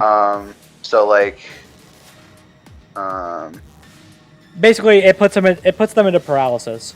It puts them into paralysis where the opponent can't move and he is free to do whatever he pleases to you. Which is really unfortunate considering he's already much faster from what I can understand. Yep. So combine that with the fact that he could straight up cancel whatever speed Billy has. Yeah, I mean, from what there's actually a case for Billy being stronger. I'm pretty sure if you use the comics, because I'm pretty sure he was able to damage Homelander at one point. Okay. That could put him on a similar level at least. Yeah. Okay. So in Stain's case, blood type B represents the longest amount of time, then decreasing to AB, A, and finally O for the shortest amount of time. Okay. So what's Billy's? Do you know what Billy's blood type is? I don't think they reveal in the show, but I'm gonna look it up real quick. Okay. I guess the only problem I could see with this match is that Stain is a very acrobatic fighter, whereas Billy's a bit more down to earth. I mean, yeah. If that's the only problem, then I see no reason why you don't do this match. But yeah. Yeah. I mean, I do think there are other My Hero fights we should get to before Stain. But yeah, and well, actually, never mind. The voice comics are done, so yeah. So yeah, but that's fair. Yeah, and also I forgot to mention this with Ida Atrium, but still, the boys need the proper episode. The Sun Battle Royale is fine, but I do think the boys deserve a proper. The boys' characters deserve a proper run on the show itself. In a proper episode. Yeah. Yeah, they absolutely do. Mm-hmm. Yeah. I'm not finding it, but okay. whatever. I tried looking it up myself. I'm just gonna stop. Okay. Okay. Now that we got that out of the way, it looks like the next one's Overhaul. Overhaul. Yeah. Okay. Now I know you. I do the hot not. take machine. I do not like Overhaul. I kind of like him, honestly. And honestly, I'm kind of out of it for this match. Because we only picked one match for him. I'm just gonna say it's Scar from Full Metal Alchemist. Yeah, a lot of Full Metal. Yeah. I know nothing about Scar, so. I know vague things about him, but not a lot. Yeah. I don't really know what I can say for this match. I mean, I think it sounds at least pretty cool. So, I mean, I don't know. So basically, the whole theming behind this matchup is they can deconstruct things. That's kind of the main thing, and they also have like powers of like manipulation of the not Earth. They can like manipulate things like with obviously Alchemist and Overhaul. Like it can shapeshift stuff in the Earth. Or not the Earth. Yeah. Yeah. Just in general. There you go. And that on that front, I think it depends on who's faster, and it sounds like Overhaul's faster. So. Yep. GG. Yeah. You'll notice that a lot of these are My Hero wins, which is weird. Let's go. You know what? Considering a lot of some of the community is dedicated to spiting My Hero. You know what? I'm gonna take it. That's true. I'm not gonna say any names, but you know who you are. I guess I'm just too used to My Hero matchups before the movie. Yeah, that's where right. they like lost all the time. Yeah. I mean, I felt bad for My Hero fans, but like that's just what I grew to get used to. So when I look at these, I'm like, wow, My Hero wins a few more of these than I remember. And like I said, I will freaking take it. No, I'll take it too. It's just weird. I mean, I probably won't take it for Overhaul because I don't like Overhaul. But yeah. Oh well. Yeah, but no, it can make for a cool matchup. There's an interesting one, at least in my opinion. Yeah. Yeah, and only real thing is way is Scar versus Kurapika, but no. I mean, okay, I said that like I don't like Scar versus Kurapika. It seems cool, but I do prefer this one. It's the dude from Hunter x Hunter, right? He's Chain Dude. Okay. Just want to make sure. Okay. I guess we have one other villain, but I kind of want to save that for last because it's one of my favorite characters. Oh wait, we forgot. Shoot, I forgot. We forgot a hero, but we'll say that. I guess. Yeah, we forgot Aizawa. Oh, I mean, I guess I thought we were separating the heroes from the teachers, but okay. I guess we can talk about Aizawa. I mean, we didn't put any other teachers here besides Aizawa. Fair. Well, on that front, we also forgot another one, but you know what? Whatever. We'll talk about Aizawa. Shoot. We'll get these two out of the way. I wanted to save the other one for. I wanted to save the last one on this list for last because I like that character a lot. Okay. Yeah, we can definitely do that. Yeah. So yeah, we're gonna talk about Aizawa. Okay, so I'm gonna be up front. I don't really want this guy in Death Battle because I think he'd be kind of boring. Man. I like I don't dislike Aizawa. I don't think he's a boring character. I just think he's a boring combatant. I mean, I guess that's fair, but I don't know. I feel like I guess the whole quirk, or substitution, whatever it's called. Yeah. I'm blanking on the name right now. Power Steal. That probably wouldn't work on a lot of his opponents, but I don't know. I still think there's something you could do with him.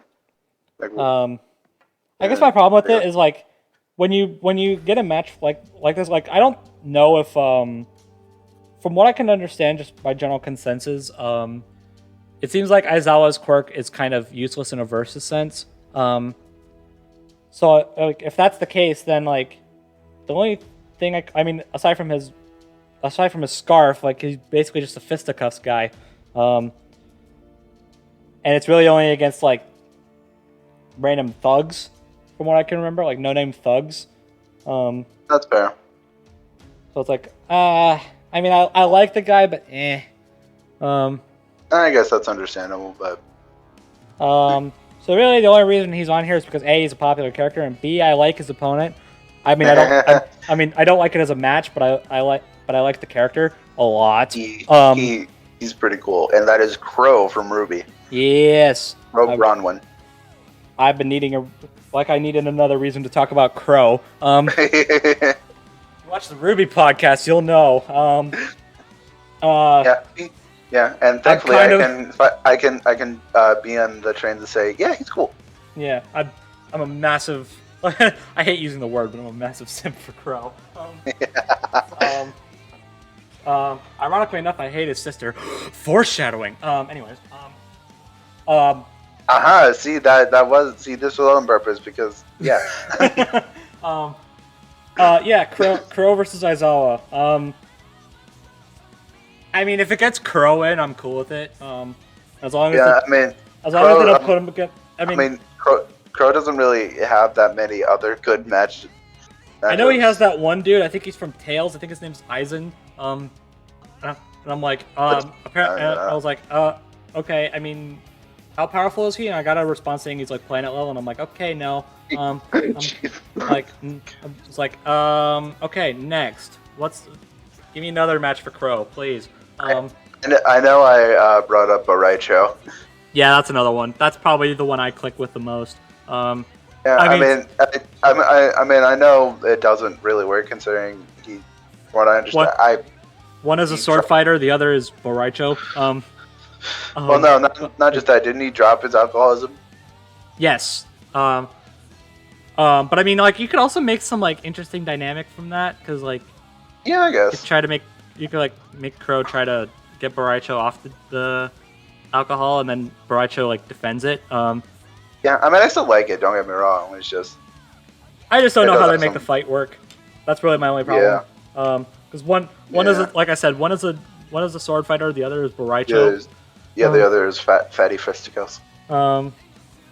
He's more than Fisticus, but the more I talk about Boraicho, the more I get uncomfortable. But you know what I mean.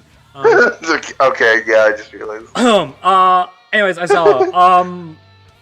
Yeah. I mean, if this is what Crow's matchup ends up being, then okay, sure. I'm cool with it. I so desperately want to say Crow wins, but I'm not sure. Well, we'll just say he does for now. Okay. All I can comfortably say, which doesn't work in Crow's favor, is My Hero's lightning timing is faster than Ruby's. That's really about it. I don't know how much Aizawa scales to 9, or whatever happens after that. If he gets none of it, then that could help Crow a lot. If he, I mean, also Crow's semblance, wouldn't that help him a lot? That's true. Bad luck. Actually, it's funny because like usually Crow's semblance is kind of a double-edged sword, but I think against Aizawa, if assuming they go with the conclusion that Aizawa can cancel out Crow's semblance, it's called Misfortune, because of course it is. I actually think if Aizawa were to turn it off, it would work in Crow's favor. Because basically isn't it just bad luck? Bad luck. He projects bad luck. That's his whole shtick. Yep. Like Crow, the way Crow even puts it, like it comes in real handy when fighting an enemy, but it makes it hard on friends and family. And that's why Crow's life is absolute dumpster fire. Poor man. And then you get into volume 7 and 8 and just anyways. The more we talk about that, the bigger the chances are I'm gonna cry. So we're not going to. We don't want that. Yeah, you know what? How about I cheer you up? I just gave you an excuse to use bad luck charm. That's true. Thank you. I mean, I was gonna overload it with My Hero stuff because it's a My Hero topic, but yeah, I'll use bad luck charm. Fair enough. Oh, I guess you did do it with Sonic, but I don't care. Yeah, I'll probably use Battle Charm because I don't think Aizawa has his own theme. Unless One's Justice gave the characters separate themes. Yeah. That just goes to show how much I pay attention to My Hero music. Anyways, Hey, you we- say Run is good stuff. yeah. We didn't put it on the list because we wanted to just talk about Crow. The other Aizawa match is Levi, but Levi's probably getting Roy. Yeah, probably. Either that or connection? What's even the connection with Aizawa and Levi? I don't know. Okay. I don't attack on Titan, so Fair. I mean, I guess I should ask Nate, but he's not here. he's not here. I mean, I guess I could ask him to join the call and just feed down. I asked my sister because she's a casual fan of Attack on Titan. She has no idea what the idea is. Okay. I mean, for Levi, it's either Aizawa or Roy or nothing.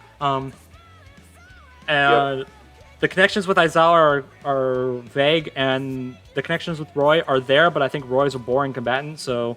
He just snaps. Yeah. Just from what I understand, the fact that they made that DBX work is a genuine miracle. Yep. So, yeah. And then last but not least, except not really, because we have two more. We have Endeavor, the most arguably one of the more interesting characters on this list.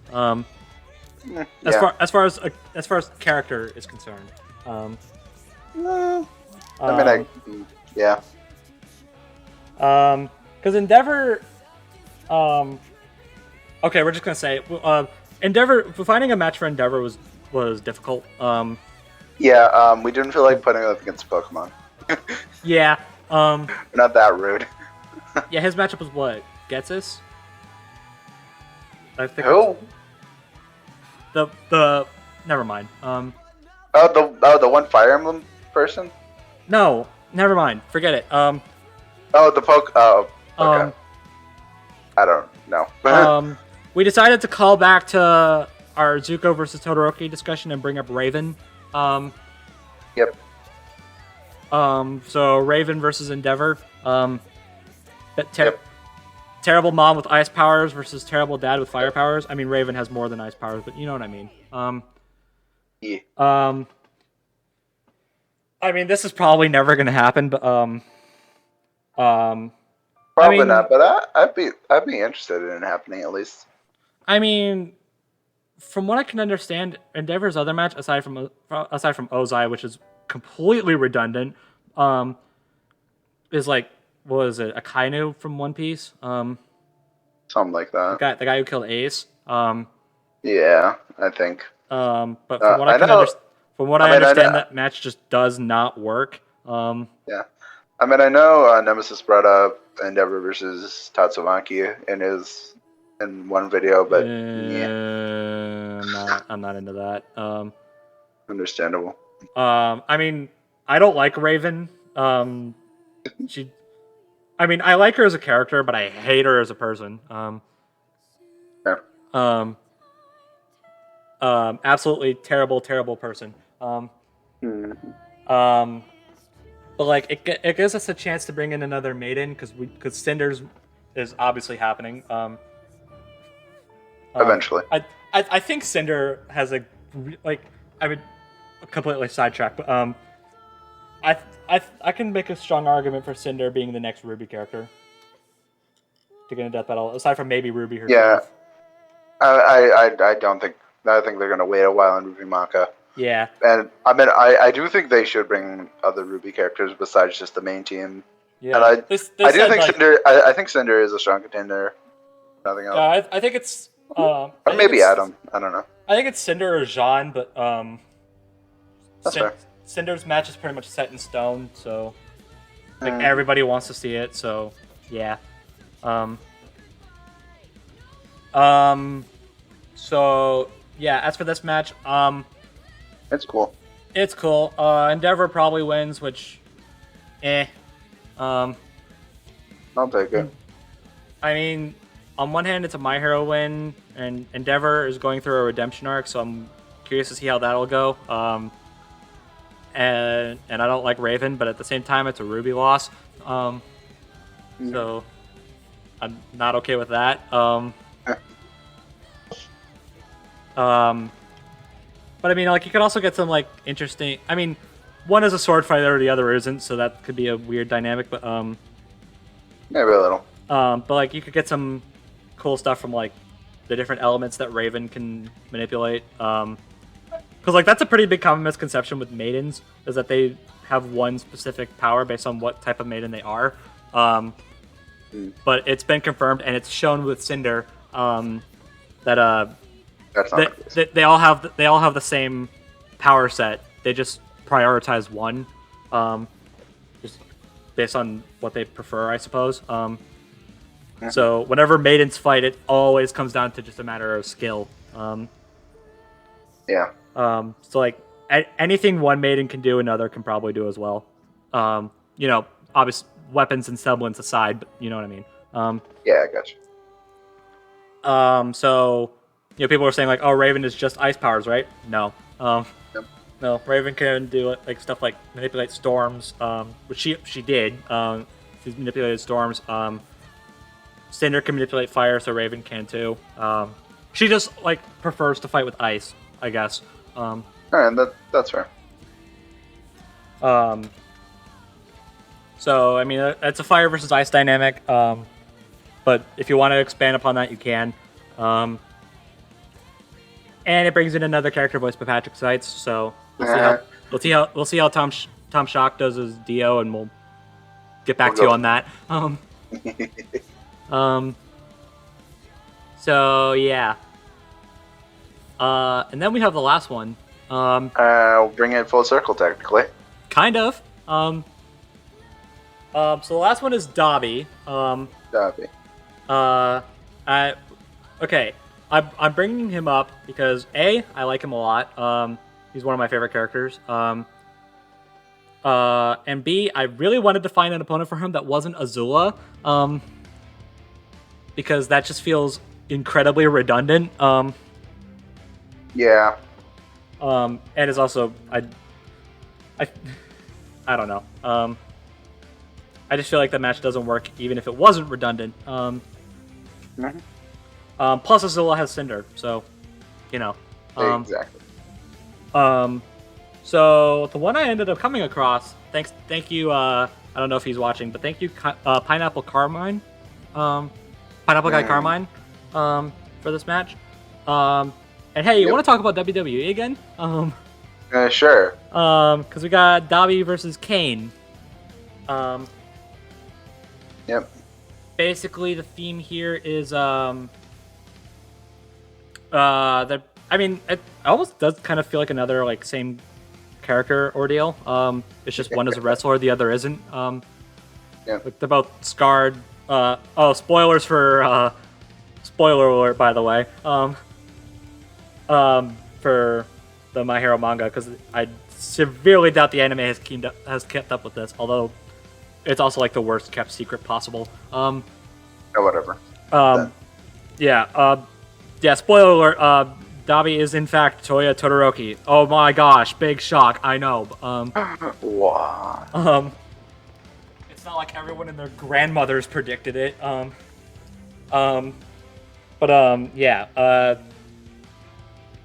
Basically, it's scarred children of like dysfunctional families or something. Yeah, because isn't like Kane like Undertaker's offspring? I think so. Yeah.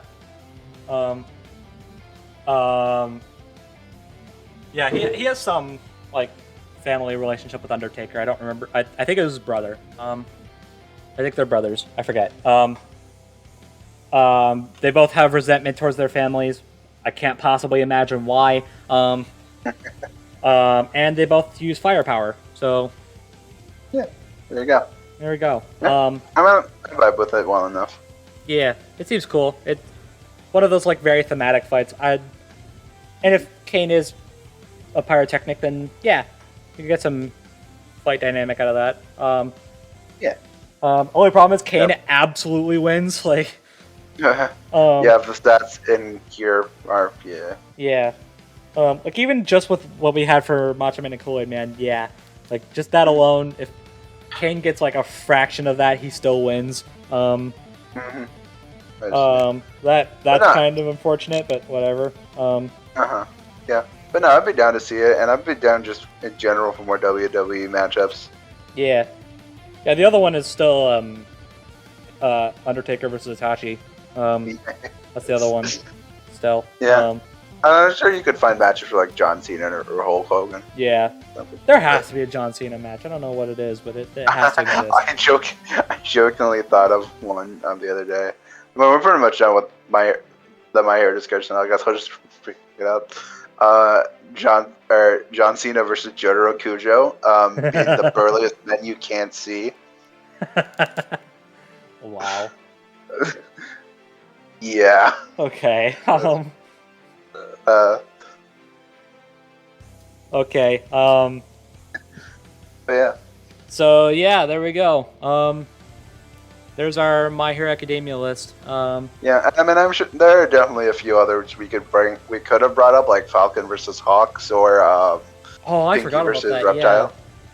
Yeah. But yeah, I forgot about Falcon versus Hawks. I totally would have put that on the list if I remembered that one. But whoops. Yeah, I mean, we could always bring it up in the future if we do like a part 2 or a Marvel discussion, which we would absolutely, which we probably will do at some point. Yeah, Marvel's a little bit too big not to. Yeah. Yeah, obviously, we like all these fights here to at least a little bit. Yeah, at least some degree. There's something that works here, whether it be that this is a good matchup or it's better than their other matchups. So yeah. Okay, out of curiosity, what's your out of the ones we have? What's the one you want to see the most? What I want to see the most.